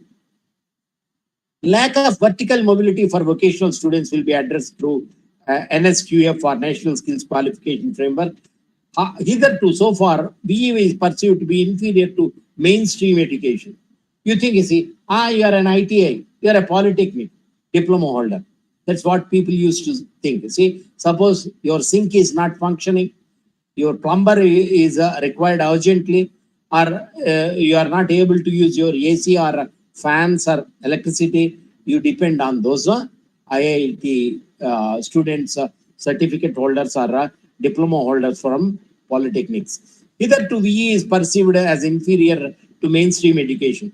Integration of vocational education into mainstream education in a phased manner. Every child must learn at least one vocation and is exposed to several more. Even I have seen, you see, students or even teachers, you see, handling physics experiments, physics classes. Sometimes I found that they are not able to replace a fuse. They do not know the correct ampere of the wire of the fuse that they have to use. Well, vocational education is also need of our every student who comes to a higher education institution needs to have certain kind of vocational education exposure. By 2025, in 3 years, at least 50% of learners to have exposure to vocational education. 3 more years. BVOC, Bachelor of Vocational Education. Do you have any BVOC courses, madam? BVOC will continue. Any BVOC courses granted by UGC to your college, madam? We have vocational courses, sir. Vocational training courses we are conducting for the students. Any of them sanctioned by UGC? No, sir. Okay, right. So we have some BVOC certificate courses. BVOC will continue vocational courses to be available to all. Conduct of short-term certificate courses and skills as you are perhaps doing. Lok Vidya or knowledge developed in India to be accessible through BE courses. BE to be integrated in all education institutions. Incubation centers in partnership with the industries. Maybe for your BBA students, maybe for your commerce students. Indian standards to be aligned with the international standard classification of occupations. International standard for occupations recognize more or 10 or more disciplines, professionals, technicians, scientists, helpers, so on and so forth. It's an interesting study. See, I think your BBA department can prepare a monograph and publish it. See, the international standard of classification of occupations and how it is similar or different from the Indian standard of occupations. It forms basis for recognition of prior learning, and it also facilitates mobility across general and vocational education. Knowledge creation and research 17.1, promoting high quality research the National Research Foundation. Knowledge creation and research for, look at the, are you able to follow the titles, madam? You see, point Yes. wise, they are different. Yes, very clear, sir. Very clear. Keep an eye on these things. Yes, sir. Yes, sir. If there is any change, I'll let you know. Knowledge creation and research for growing and sustaining a large, vibrant economy. To become a leader, India requires expansion of research capabilities and outputs. We do not even contribute 1% of the total research output in the world today. Research, even if we do it, the students who went from India and settled maybe in the Silicon Valley or somewhere else, they are doing it for that country, not for India. To become a leader, India requires expansion of research capabilities and outputs. And research and innovation investment in India is 0.69% of GDP. If you sow 2 seeds and if you want to reap, you see, 1 acre of produce, it is not possible. You are spending only 0.69% of the GDP. How do you want to reap? How do you desire to? How do you wish to reap benefits? It is to be increased. I was telling you, Kasturi Rangan's observations are very pointed, sometimes biting, you see, candid they are. And I'm also equally surprised to see that the central government has accepted them as they were placed before them. And India has admitted, the Indian central government, the ruling party at the center has accepted that the investment in research funding is only 0.69%. It is to be increased. High quality interdisciplinary research in arts and humanities needed for meeting the societal challenges. Promoting high quality research, there will be a national research foundation set up. Innovations are required in social sciences and sciences too. Research and innovations, they occur in environments where a strong culture of research and knowledge creation exists. You must all have been, you see, familiar with Tyagaraja Aradhanotsaval. Well, you see, people take their tamburas and they go on the streets, you see, to in honor of Tyagaraja, perhaps on a day of a day appropriate, or a day of choice, or day assigned. You see, in such a situation, even the people who are on the road, they also feel like singing, because that is the environment to which they are exposed. If several people are singing together, maybe you see it, maybe Vande Mataram or Janaganamana, you would also like to add your voice to the communal singing. Similarly, in a college or in an environment, if there is that research temperament, you will also take part in that kind of research. And research occurs in multidisciplinary university setting. So we have to invest lots of money in research. You know this. See, when America and Russia competed, sending, you see, Sputniks or their satellites, artificial satellites to moon, there was this great problem faced by USA. They were sending, you see, their astronauts and they wanted to send him with a writing instrument, a pen.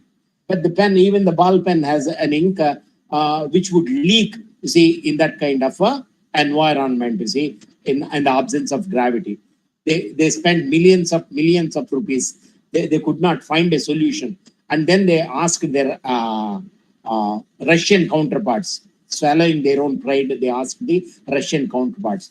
We did a lot of research, millions have been sent. We could not create a pen, you see, which would function in the absence of gravity. What are you doing? You see, how did you find a solution?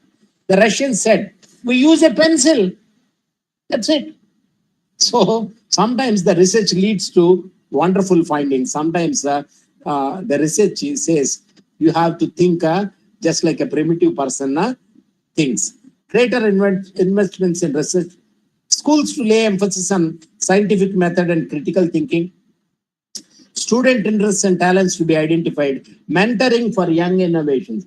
Sometimes a student who is not good in a particular subject may be good in other areas. It is the responsibility of the teacher at the school level or the college level to identify his desires or his strong areas and to encourage him that area. A national research foundation to be set up for funding and support for research. It will enable the research culture, successful research to be recognized and implemented. Linkages with governmental agencies, industry, private and philanthropic organizations. Have you ever taken, you see, your students to any research area? Yes, sir. Do you have an atomic research, the atomic energy station in? Yeah, it's in Kalpakam, sir. We have already gone there. It is working, madam? Sir? Is it functional? Is it Yes, working? yes, sir. Yeah. Is there any possibility for taking permission for your college students to go and see, at least not directly into the inner areas? Maybe, perhaps. Sir, we have already gone there, but we have a limited place to go on. Other things are shown in visuals, sir. Wonderful. I'm very happy. See. Yes. Promoting high quality research, National Research Foundation. NRF will fund competitive peer-reviewed grant proposals. Peer-reviewed grant proposals, not necessarily by bureaucrats sitting at the center behind the desks and benches. NRF will seed, grow, facilitate research at an academic institution. It acts as a liaison between researchers and government and industry. It recognizes outstanding research. So this is what is required for the progress of a nation. NRF will also produce expert reports and provide valuable advice on various topics to help government efforts on research and education. It will facilitate linkages, especially to state universities. If you have linkages with research institutions, the affiliating university and in turn the colleges have that kind of liaison with industries or research centers that may help to the colleges and also to the students. Then next point, 18. We started in 9. Now we are in 18. We have 9 more points to go. 27 for it is 3:35. I think I will have to rush. Regulation of higher education will be overall. Regulation of Hci by distinct, independent, and empowered bodies. It's not enough if you are a body, but you should be distinct. You should be independent, and you should have the power to regulate. Higher Education Commission of India will be set up, HECI. There will be several abbreviations coming, you see. Just look at them. You can download the 65-page report. I request the coordinator of Iqsc to make available a couple of copies, maybe in the Iqsc, maybe in the libraries, maybe in some departments, the copy of NEP 2020. Yes, sir, we have, sir. You have. See, Yes, sir. you have several abbreviations here.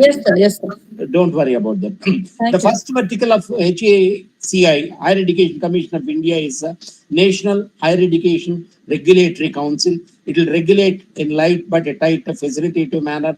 It adjudicates and also collects feedback. Feedback is very important.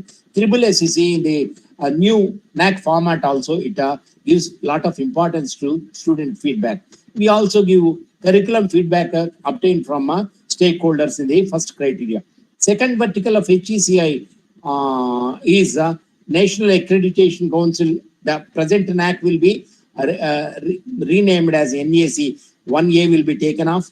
For accreditation primarily on basic norms, public self-disclosure, good governance and outcomes, it will be carried out by an independent ecosystem supervised by NAC. All HEIs to aim through their institutional development plans to attain the highest level of accreditation over the next 15 years. In 15 years, you'll have to reach your highest standards. And it continues 18. The third vertical of HECI will be Higher Education Grants Council. Higher Education Council of India should have a body to give grants, and HEGC is set up for that purpose. Fourth vertical of HECI is the General Education Council, which frames the expected learning outcomes of graduate attributes. The POs, program outcomes, COs, course outcomes, PSOs, and so on and so forth. A National Higher Educational Qualification Framework or NHEQF will be formulated by the General Education Council. It will be in sync with the National Skills Qualification Framework. Look at the several number of abbreviations and names, but don't worry about them. It describes the qualifications leading to a degree, diploma, or certificates based on the learning outcomes. It sets up norms for credit transfer, equivalence. Yesterday there was an animated discussion. How do you register yourself? I was telling you, madam, you see, that there is no hurry for her. Because you see, autonomous colleges or universities will have to first visit themselves. Affiliating universities in turn will give a chance to the colleges affiliated to it by joining the portal themselves. The GEC will also identify specific skills student must acquire. Student must acquire specific skills. I was making a mention of that. Student should have the knowledge. Student should have the communication skills. Student should also have the analytical skills. Student should also have the global perspectives, and student should also have the desire to reach out to the society. These are some of the basic things that we look into when recruiting a students. In addition to these, then you have also soft skills requirement from the student, with the aim of preparing well-rounded learners with 21st century skills. Then professional standard setting bodies like Indian Council of Agricultural Research, Veterinary Council of India, National Council for Teacher Education, they will be invited to be a member of GEC. They would be specifying the curriculum framework to set standards in particular fields. They will not have any regulatory role. You see, the curricular system, it has the syllabus, textbooks, curriculum framework, the assessment tools, the other learning resources and the teacher guides. The responsibility and accountability shall be delegated to HEIs. No distinction in expectations between public and private HEIs. I was making a mention of this. I was also talking about open and distance learning. Even if you are a government college, even if you are a self-financed college, even if you are a deemed university, the expectations across all institutions from the students is the same. That's what 18.8 clearly, vociferously declares. Such a transformation requires existing structures and institutions to reinvent themselves and undergo an evolution of sorts. Either you are flexible, either you are prepared. Change is the only permanent thing. Look at your own institution, what kind of changes it has gone to adapt itself to the needs of the art team, needs of the society, needs of the changing times. So we have to reinvent ourselves to fit to the new requirements. Transforming the regulatory system of higher education, NHERC, I was making a reference to this, all abbreviation, don't worry. All these will be working transparently using technology. Transparently. Is there transparency in recruitment, in awarding degrees, and research, and so on and so forth? It says using a transparency using technology, human interface to be reduced to ensure efficiency. Setting up new quality HEIs will be made easier. HEIs performing well will be helped by central and state governments. Public-private partnership, 3 Ps will be promoted in higher education. Curbing commercialization of education will be taking place. There will be mechanisms to combat and stop commercialization of HE. It will be a priority of regulatory system. There will be a regulatory system, but what is its priority? Buying certificates, fake certificates. Even UGC deplores that we are unable to close fake universities. These are degrees. You see, look at the UGC website. Sometimes also try to look at NAC websites. NAC says, you see, the following institutions are debarred from applying to NAC because they have followed such practices. The following 2 SSRs are prevented from taking up a responsibility of being a peer team members. The University Grants Commission says these are the fake universities. That is the system as it is prevailing today.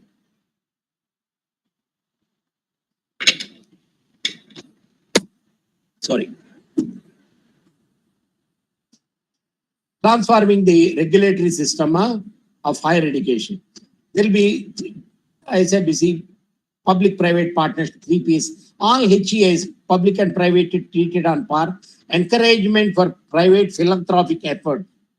Yours is, I think, started as a private philanthropic institution. Elimination of commercialization, minimal guidelines to establish private HEIs, good governance, financial stability, security, educational outcomes, and transparency of disclosures both for public and private institutions. Philanthropic private HEIs will be encouraged. At least 20% of their students are to attend through friendships and an additional 30% through scholarships. So what does it mean? 50% students in private institutions to be supported by the private philanthropic HEI. Is it possible? That's what you have to think in your see perhaps staff meeting or BOG meeting or AQAC meeting. 50% students to be funded through friendships or scholarships. 19. Effective governance and leadership for higher education institutions. Effective governance and leadership, culture of excellence, innovation, merit-based appointments, very ideal. Graded accreditation and autonomy in 15 years. All HEIs to become independent, self-governing institutions having their own board of governors. Look at the picture, you see, where the board of governors are sitting, you see, to fit the puzzle. All HEIs will be incentivized, supported, and mentored to become autonomous with an empowered BOG by 2035. In 13 years, they will become autonomous, if not earlier. BOG is responsible for outcomes of HEI to stakeholders. We are responsible to the parents, to the children, to their children, to our students, to the government, to the university, to the public, to the funding institutions, you see, to the recruitment agencies, all, you see, we are accountable to all the stakeholders. And we have to meet the guidelines of National Higher Education Regulatory Authority or NHERA. All leadership positions to persons with higher academic qualifications, administrative and leadership capabilities. Our college chairperson was Akkineni Nageswara. So, some of you must have heard of his name. Akkineni Nageswara is one of the two strong pillars of Telugu cinema industry. The other was N.T. Ramarao. I once led a delegation. I was the branch secretary of the college. The management at that particular time was thinking of recruiting a principal from outside. You see, I was young, but I was a union leader. See, once a union leader, always a union leader. Don't compare it with once a thief and so on. But I took a delegation of lecturers, seniors, and juniors to Akkineni Nageswara and said, you see, you can't bring somebody from outside, even though he is efficient. He said he had his own reasons to recruit. We requested him, we pleaded with him. He said, no, I'm committed. Do what you can, I'll do what I can. So we did what we could, he did what he could, and ultimately we won. We see the union won. We wanted somebody from the inside to be recruited.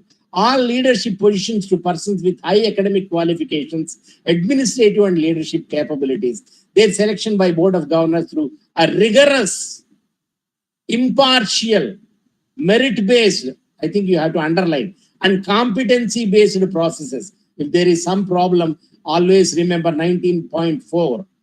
This is what the NEP 2020 says. What happened? You can ask. HEI is to be committed to excellence, engagement with local communities, highest standards of financial probity. No complaint should be there. And accountability. The BOG will have an institutional development plan. You must be having a institution development plan or IDP for your own college. Look at the picture. Leadership capability framework, you see, you should be in a position to organize, innovate, connect, enjoy, and you should also be able to express our voice. Then professional education, I'll just slide through these one or two slides, I think. Professional education is to be an integral part of Hci. Setting up standalone technical university with disparate. Agriculture education will be revived. Legal education will be restructured to become globally competitive. Healthcare education shall be reinvented, 20.5. Technical education collaborates with industry for innovation, all these things as part of a technical professional education. And 21, adult education and lifelong learning. Your NSS students must have taken up, you see, this activity of educating the adult uneducated learners in your vicinity. Adult education and lifelong learning to be encouraged. Foundational literacy, obtaining education, pursuing a livelihood to be basic rights of every citizen. Abilities and outcomes to be achieved through innovative measures for adult education and so on and so forth. I'm skipping this particular point also. Then 22, promotion of Indian languages, arts and culture. Are you able to see this? Yes, sir. Yes, sir. Yes, sir. Is there any change in this slide? I'm sorry, this is வரல நமக்கு. Anyone? Sir. Yeah. What is the change that you see in this slide? The heading is very artistic. Who said that? May I know your name? Ma'am Jyoti Udgeri. Kindly, Sir collect, Jyoti Udgeri, sir. kindly collect 100 rupees from the Iqsc coordinator and Yes, sir. Thank you, sir. Sure, sir. Sure, Don't from the worry. principal. don't worry if she or the principal do not pay. Just go home and demand 100 rupees from your husband, you see, or your father. No, Promotion. no, Jyoti will be sent. Okay, you just send your number. We'll put you. Thank you. Thank you, Okay. Jyoti. How perceptive your teachers are. I'm really happy to have such an audience. Promotion. You see, she was the first to voice out. The font is different, sir. The lady like. Promotion of Indian language, art and culture. Preservation and promotion of India's cultural wealth, a high priority for nation's identity and its economy. Cultural activities. You should be thrilled. When a peer team comes, you see, even if it is hesitating, you see, your cultural activity should tilt the team in your favor of grading you on a higher plane. Cultural activities, language, arts and culture should be given equal importance. Look at it. Language and culture are the framework through which humans experience, they communicate and they understand the reality. How do you look at reality? Reality through language, experience, communication. All these are things we have to give priority. Promotion of Indian arts and culture important both to individual and are also equally good for societal well-being. Indian arts must be offered to students at all levels. Language is inextricably linked to art and culture. Different languages see the world differently. Is this Sangam era famous for Tamil culture? Yes, sir. Yeah, wonderful, wonderful. Languages influence people. To preserve and promote culture, one must preserve and promote a culture's language. But the sad part is, for 220 Indian languages are lost in 50 years. No concerted effort was put in to preserve these rich languages or expression of culture. Even the language in the 8th schedule, they are also facing tough times. Teaching and learning of language to be integrated with education at every level. Scarcity of skilled language teachers. And sometimes it is very difficult for us to find English language teachers. Then it was a turn of Sanskrit. We could not find Sanskrit teachers. Sometimes there are some students writing in Urdu. There are problems, you see, we face to get the Urdu scripts evaluated. Scarcity of skilled language teachers, language to be used extensively for conversation and teaching learning.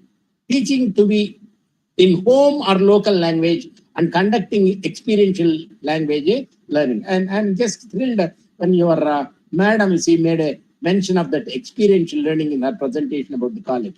Every HCI to have artists in residence to expose students to art, creativity, etc. HCI is to use mother tongue or local language as a medium of instruction. 4-year BEd dual degree programs will be offered bilingually. Programs and degrees in translation, interpretation, etc. will be created. 100 tourist destinations in India will be identified so that institution will send students to study them. Any student, any tourist destination in and around Adyar, like the Ananta Padmanabha Swami temple modeled on the Kerala temple. Santham, Yes, sir, we have Gandhi Mandapam. We Yeah. have Indian Planetarium. We have nearby itself Mahabalipuram is there, sir. Actually, from Adyar it is only 30 to 40 kilometers. And the Adayar banyan tree Ah, yes, sir. Theosophical Society is there. and the Adayar estuary. Sir? Adayar estuary. Yes, sir. Yes, sir. Yes, sir. Yes, sir. And the broken bridge. Broken Bridge, yes, sir. But Yeah. now it is not a tourist place, sir. Actually, tourist place, open places, which I said no, Gandhi Mandapam Okay, or the okay. Snake Park. Yeah. Romulus Whitaker's Snake Park. Yeah. Yes, sir. Yes, sir. Yeah, wonderful. Right. Enthuse your students to reach to these tourist destinations. It's a way of spreading your culture. Whenever they go out, you see, they can fondly speak of how that particular teacher, that particular madam, that particular principal gave us a bus and sent us to this place where we enjoyed and so on and so forth. Programs and degrees which contribute to conservation of our heritage as well as to India's tourism industry will be introduced. An Indian Institute of Translation and Interpretation will be set up to promote translation and interpretation. IITI shall also use technology and will be housed in multiple locations. Do you know which Ramayana and Mahabharata I read? It was the rendering into English by Chakravarti Rajagopalachari. Rajaji's English rendering of Ramayana and Mahabharata from Sanskrit to English. So if you are able to read them in your mother tongue, perhaps that would add to your heritage. Sanskrit will also be mainstreamed and will be a language option and so on and so forth. There will be institutes and universities for classical languages. Vigorous efforts will be there to preserve and promote all Indian language 22.17. For languages in 8th schedule, academies will be established 22.19. All languages in India and their associated arts and culture will be documented and preserved. If you go to Delhi, I had been to Delhi recently. There was one gallery housing artifacts from Tamil Nadu. It is called Poompuhad. Am I right? Yes, sir. Yes, sir. Yes, sir. Yeah. I was thrilled. I went there, introduced myself and asked, and those ladies, you see, very kindly gave me a guided tour. Crores and crores of rupees worth of idols, paintings, sculpture, stone, wood, metal. How wonderful, you see. And do we know our own culture? You see, that's what we keep asking our students. So academies for language will be established. Arts and culture will also be documented and preserved. Scholarship for study of Indian language, arts and culture will be established. Proficiency in Indian language will be part of qualification for employment opportunities. You see, even when you are recruited, you see, by speaking English, they will also ask you, see, if you want a job, do you know how to speak to your natives, locals? They will try to inquire. 23.1, India is a global leader in information communication technology. Digital India campaign is transforming India into a digitally empowered society. The relationship between technology and education at all levels is a two-way process. Technology impacts education in multiple ways. It requires research on technological and education fronts.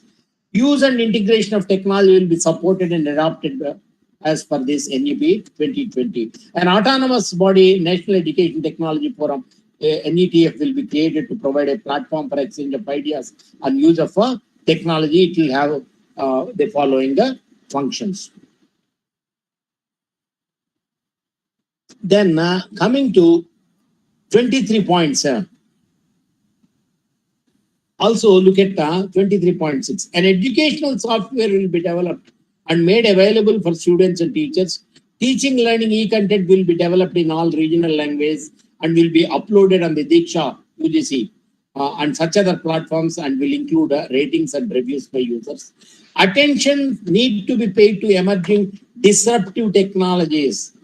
Artificial intelligence is both a two-sided knife, two-edged knife. It is emerging as a disruptive technology. Artificial intelligence is in a way. It will necessarily transform the education system through internet. Computers have largely surpassed humans in leveraging factual and procedural knowledge. Our education excessively burdens students with such knowledge at the expense of developing their higher order competencies. So we have to be beware of the disrupting capacity of intelligence or artificial intelligence. The virtual reality is a disruptive technology which has emerged. It is aid even to skilled persons, but artificial intelligence disruptive potential in the workplace is very clear. And the education system must be poised to respond quickly. I was there on the other day, he invited to a diet which trains D.Ed teachers, school teachers. We have a diet college, a government college in Angaluru, very near to Gudivada. So we went there. They were talking about the disruptive technology when COVID has made it mandatory for students to use cell phones to listen to the classes and the threat that the students faced while using internet. So this has to be tackled very carefully. So NEP will have a task force to categorize emerging technologies based on their potential and based on their inputs. Ministry of Human Resource Development will formally identify those technologies whose emergence demands responses from educational system. Then there will be a National Research Foundation. It will initiate and expand research efforts in technology, and it will have its own tasks as outlined A, B, C, and so on and so forth. Technology uses and integration continued 23.10. HEIs will conduct research on disruptive technology and creating instructive material and courses in cutting edge domains and assessing their impact on professional educations. Universities will offer PhD, master's programs, etc. in these technologies. Going to 24, online and digital education ensuring equitable. You see, I was making a mention of the difference between equitable and equality. Equality is something different from equity. Equity demands support on the basis of need. Leveraging using technology has advantage, but its potential risks and dangers are to be recognized. Pilot studies need to assess are needed to assess benefits of online and digital education and how to mitigate the downsides. Digital divide is to be eliminated. Use of technology for online and digital education should address concerns of equity. Teachers need training and development to be effective online educators. It is not enough if you are a teacher. Are you a teacher for the 21st century? Are you a teacher for the post-COVID or pre-COVID or COVID times? These are some of the questions that you have to ask yourself. Online education is to be blended with experiential and activity-based learning. Blended learning is the need of the hour. Otherwise, it will become a screen-based education with limited focus on social, affective, and psychomotor dimensions of learning. Online and digital education ensuring equitable use of technology. Given the emergence of digital technology, the policy NEP 2020 recommends the following key initiatives. It should be pilot studies, digital infrastructure. It is not enough if you know how to use. You have to have infrastructure, and you have to have online teaching platforms and tools. The teacher should be in a position to create content using various platforms, and you should also be able to store them on the digital repository on your website, perhaps.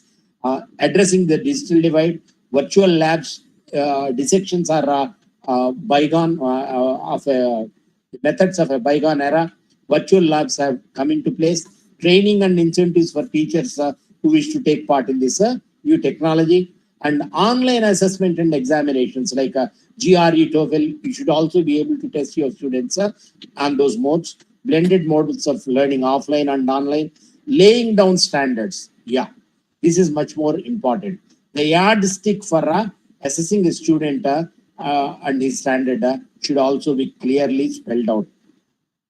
Creating a digital infrastructure for educational digital content and capacity. Technology in education, please look at this underlined sentence. Technology in education is a journey. It's only a tool. Technology in education is only a journey, and it is not the destination. deliver high quality e-learning. A vibrant ecosystem has to be encouraged to create solutions that solve India's challenge. Whatever you learn in a school or a college, it should solve the problems, your personal problems, your family problems, your location's problems, your society's problems, or your state problems, or national problems. So making it happen, how to make it happen, part 4 of NEP 2020, strengthening the Central Advisory Board of Education or CABE. It will be responsible for developing, articulating, evaluating, and revising the vision of education on a continuous basis. Change is permanent. You keep on revising, you see, till you get the results. The Ministry of Human Resource Development to be redesignated as a Ministry of Education. Nomenclature change. Just as NAC is to be, NAAC is to become NAC. Enhancing affordable and quality education for all. Public expenditure on education has to be increased around 4.43% of GDP, far smaller than most developed and developing countries, to be raised to 6%. I like this. I like the report submitted by Kasturangan Committee. And I also like the way in which the government, without any objection, accepted the recommendation, saying that they are far behind, that they are not able to cater to education, the priority that it needs, that the budget that has been allotted is not up to the mark. And all this has been accepted and given in black and white. Here it is in color, but the document is in black and white, admitting that they have been unable to do so, but underscoring the need for increasing the budget. There will be an increase in public investment in education by central and state governments. Now look at last but one point, 26. Financing, affordable and quality education for all. Financial support will be provided to ensure universal access as shown below. The following key long-term thrust areas are identified. Universal provisioning of quality early childhood care education. See, the structure of school education has also been changed, 5+4+4+3 and so on and so forth. Ensuring foundational literacy and numeracy, providing adequate and appropriate resourcing of school complexes and clusters, providing food and nutrition. Do you have midday meal in your schools? Yes, sir. We have it in our Tamil Nadu midday meal. What about intermediate school? They also get a midday meal? In which school, sir? Intermediate students. Yes, sir. Up to intermediate only. What about college degree? No, sir. No. Okay, right. Providing food and nutrition, investing in teacher education and continuing professional development of teachers. A college will not flourish unless the teachers are given a chance, a scope, some funding to upgrade their skills, upgrade their knowledge. Professional development of teachers is of paramount importance if the college is to flourish. Revamping colleges and universities to foster excellence. 35% ko goli maro. Don't think about, you see, getting a pass mark. Average performance is below average. Try to reach for the sky. Excellence, foster excellence. Cultivating research and extensive use of technology and online education. Even the low level of funding on education in India is frequently not spent in a timely manner. You see, that's what I was lauding, you see, supporting, encouraging. I felt very happy to see that the government has admitted its mistake. Sometimes we get to see UGC funds in March, maybe on the 20th or 25th, maybe 1 crore rupees or 50 lakhs or 80 lakhs. They say, okay, you have to complete the budget before 31st March in the proper manner. Calling for tenders, taking quotations, shortlisting them, placing orders, getting it. Is it possible? That's what they are admitting, you see. That's why it is in red letters. So the funding is not released in an appropriate manner. The policy calls for rejuvenation, active promotion, support for private philanthropic activity, shedding oneself of the responsibility governments. Encourage private players, philanthropic activity in the education sector. Public institutions can take initiatives towards raising private philanthropic funds to enhance educational experience. The light but tight regulatory approach mandates full public self-disclosure of finances, procedures, course and program offerings, and educational outcomes of all institutions, public and private. That means, see, there used to be colleges getting donations. Everything, you see, dealing with the funding is to be made public, transparent, and in the public domain. Similarly, the government institution should also be. And the last point is implementation. Implementation of the policy will be led by various bodies like MHRD, CABE, union and state governments, ministries, state departments, education, boards with timelines and a plan for review. With a timeline, time-bound action, implementation principles, implementation of the spirit and intent of the policy. Whenever I go for a NAC motivation, encouragement, you see, be committed to the work. That's what I keep saying. Be committed to NAC work. Be committed to the college work. And they keep saying, no, we are being paid only 10,000, 15,000, 20,000, not up to what we are expecting, and so on and so forth. I keep telling them, see, when you are married body and soul. Similarly, when you are pursuing a policy, the new education policy, the spirit should also be there. The intent of the implementation of the policy should also be there. Both should be there in order to make a successful implementation. Implement the initiatives in a phased manner.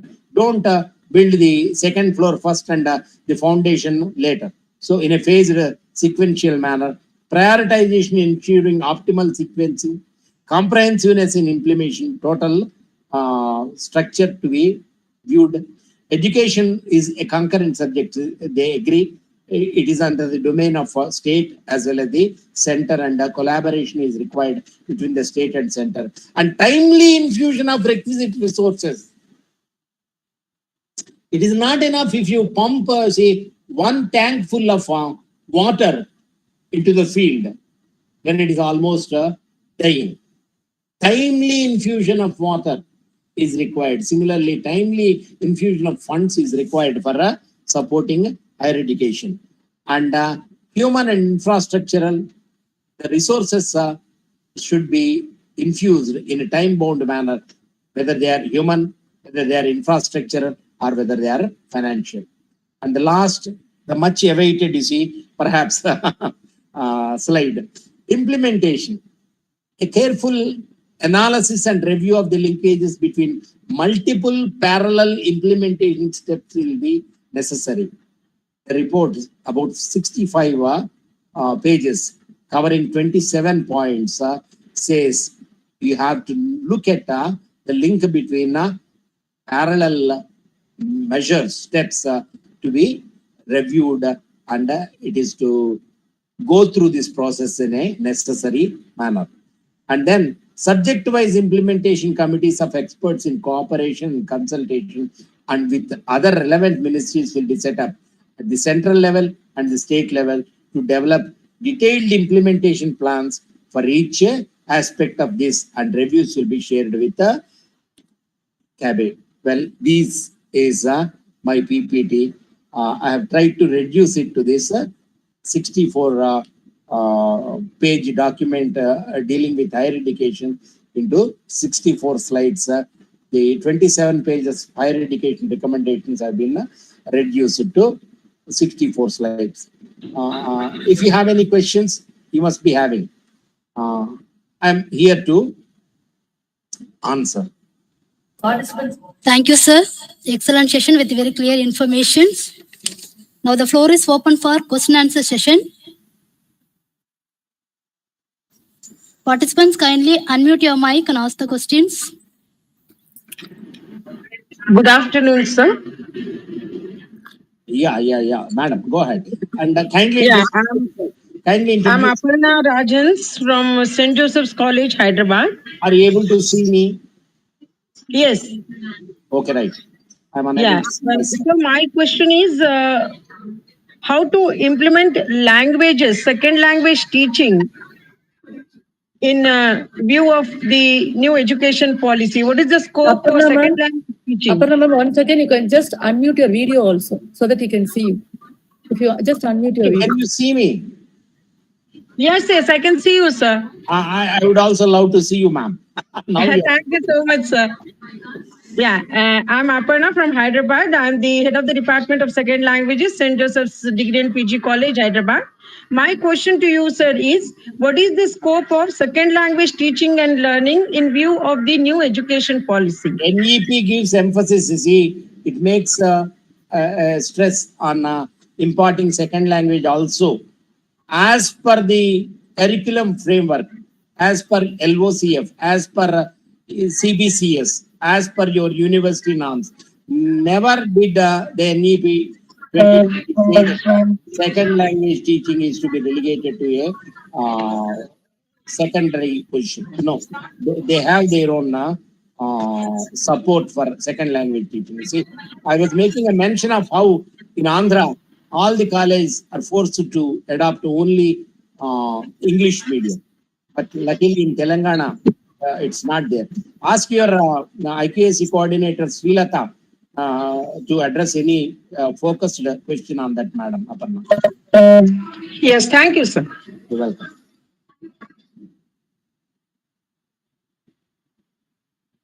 Anything else? So good afternoon, sir. Would you identify yourself, ma'am? I'm Amani from IQAC, KRMFC. From the parent college. Yes, sir. Actually, I have a doubt about the course. There is a stipulation where you say a student takes a course in a college and then he can move later on to another also. Yes. So what my question is, some courses require a prerequisite. So will that be maintained everywhere as they move across India? Will that prerequisite always be maintained for a course? So in order to get to see transfer to another college, you have to have your student complete a particular part of your course, particular part of your program. He may not be able to perhaps discontinue his studies in the middle of the semester.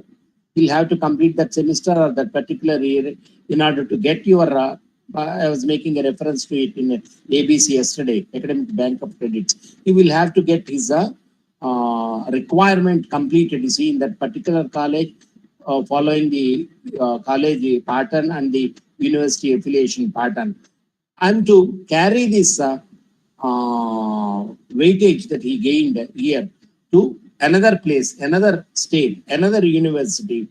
And once the NEP 2020 has been streamlined and followed, all the universities will have the standards of how they will accept or exchange their students or the other students on par.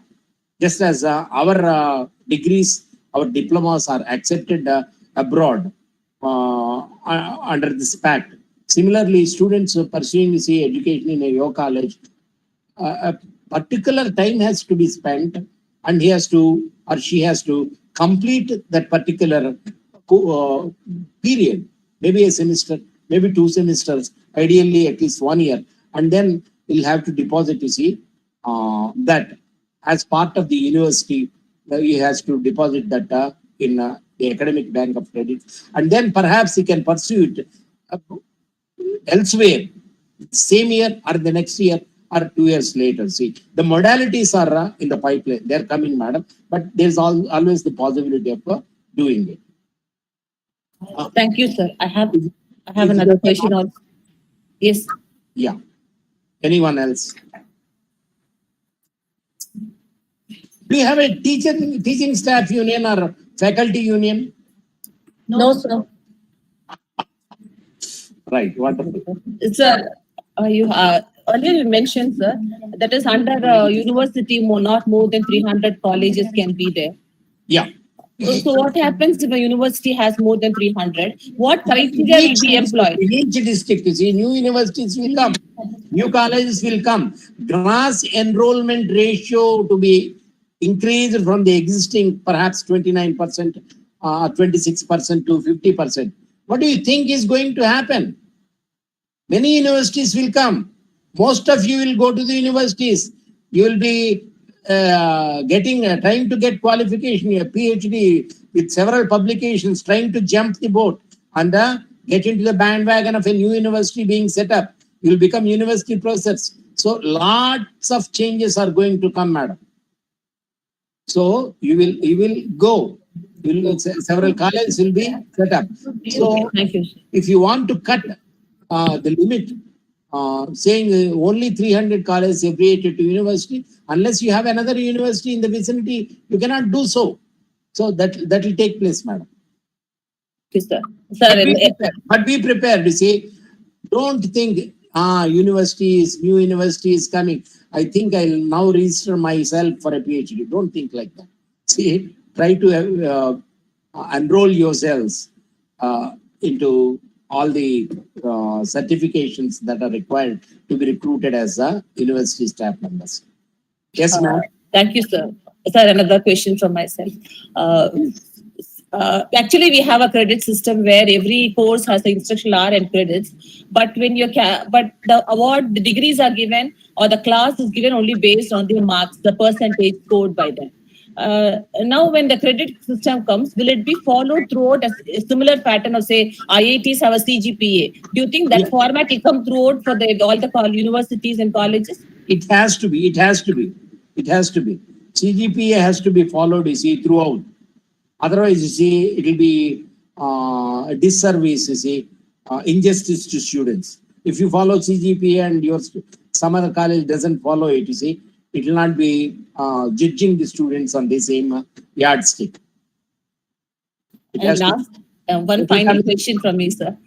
You said courses in local languages will be encouraged. Okay, suppose a person is studying, say, in Tamil Nadu and learns a course in the local language. Later on, wants to migrate to some other place where the local language, the course is another language. How do you think he'll be able to cope up with the different? I'll tell you. In Telugu, see, we have 4 marks, 4 credits for Telugu.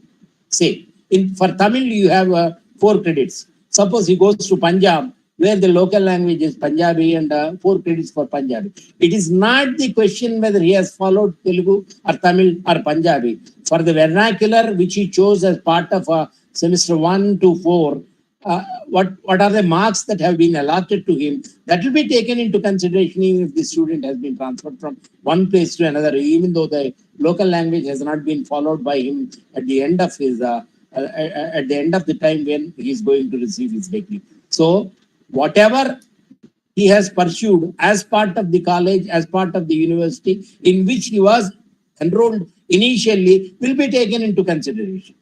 Yes, ma'am. Whether you pay your tax, whether you pay your fee in the Axis Bank or ICICI Bank for the visa, it will be taken into consideration. Similarly, the credit that you get to see for your students from your study in Tamil or whatever has to be given for weightage. Okay, thank you. Thanks a lot, sir. Thank you. Anything else?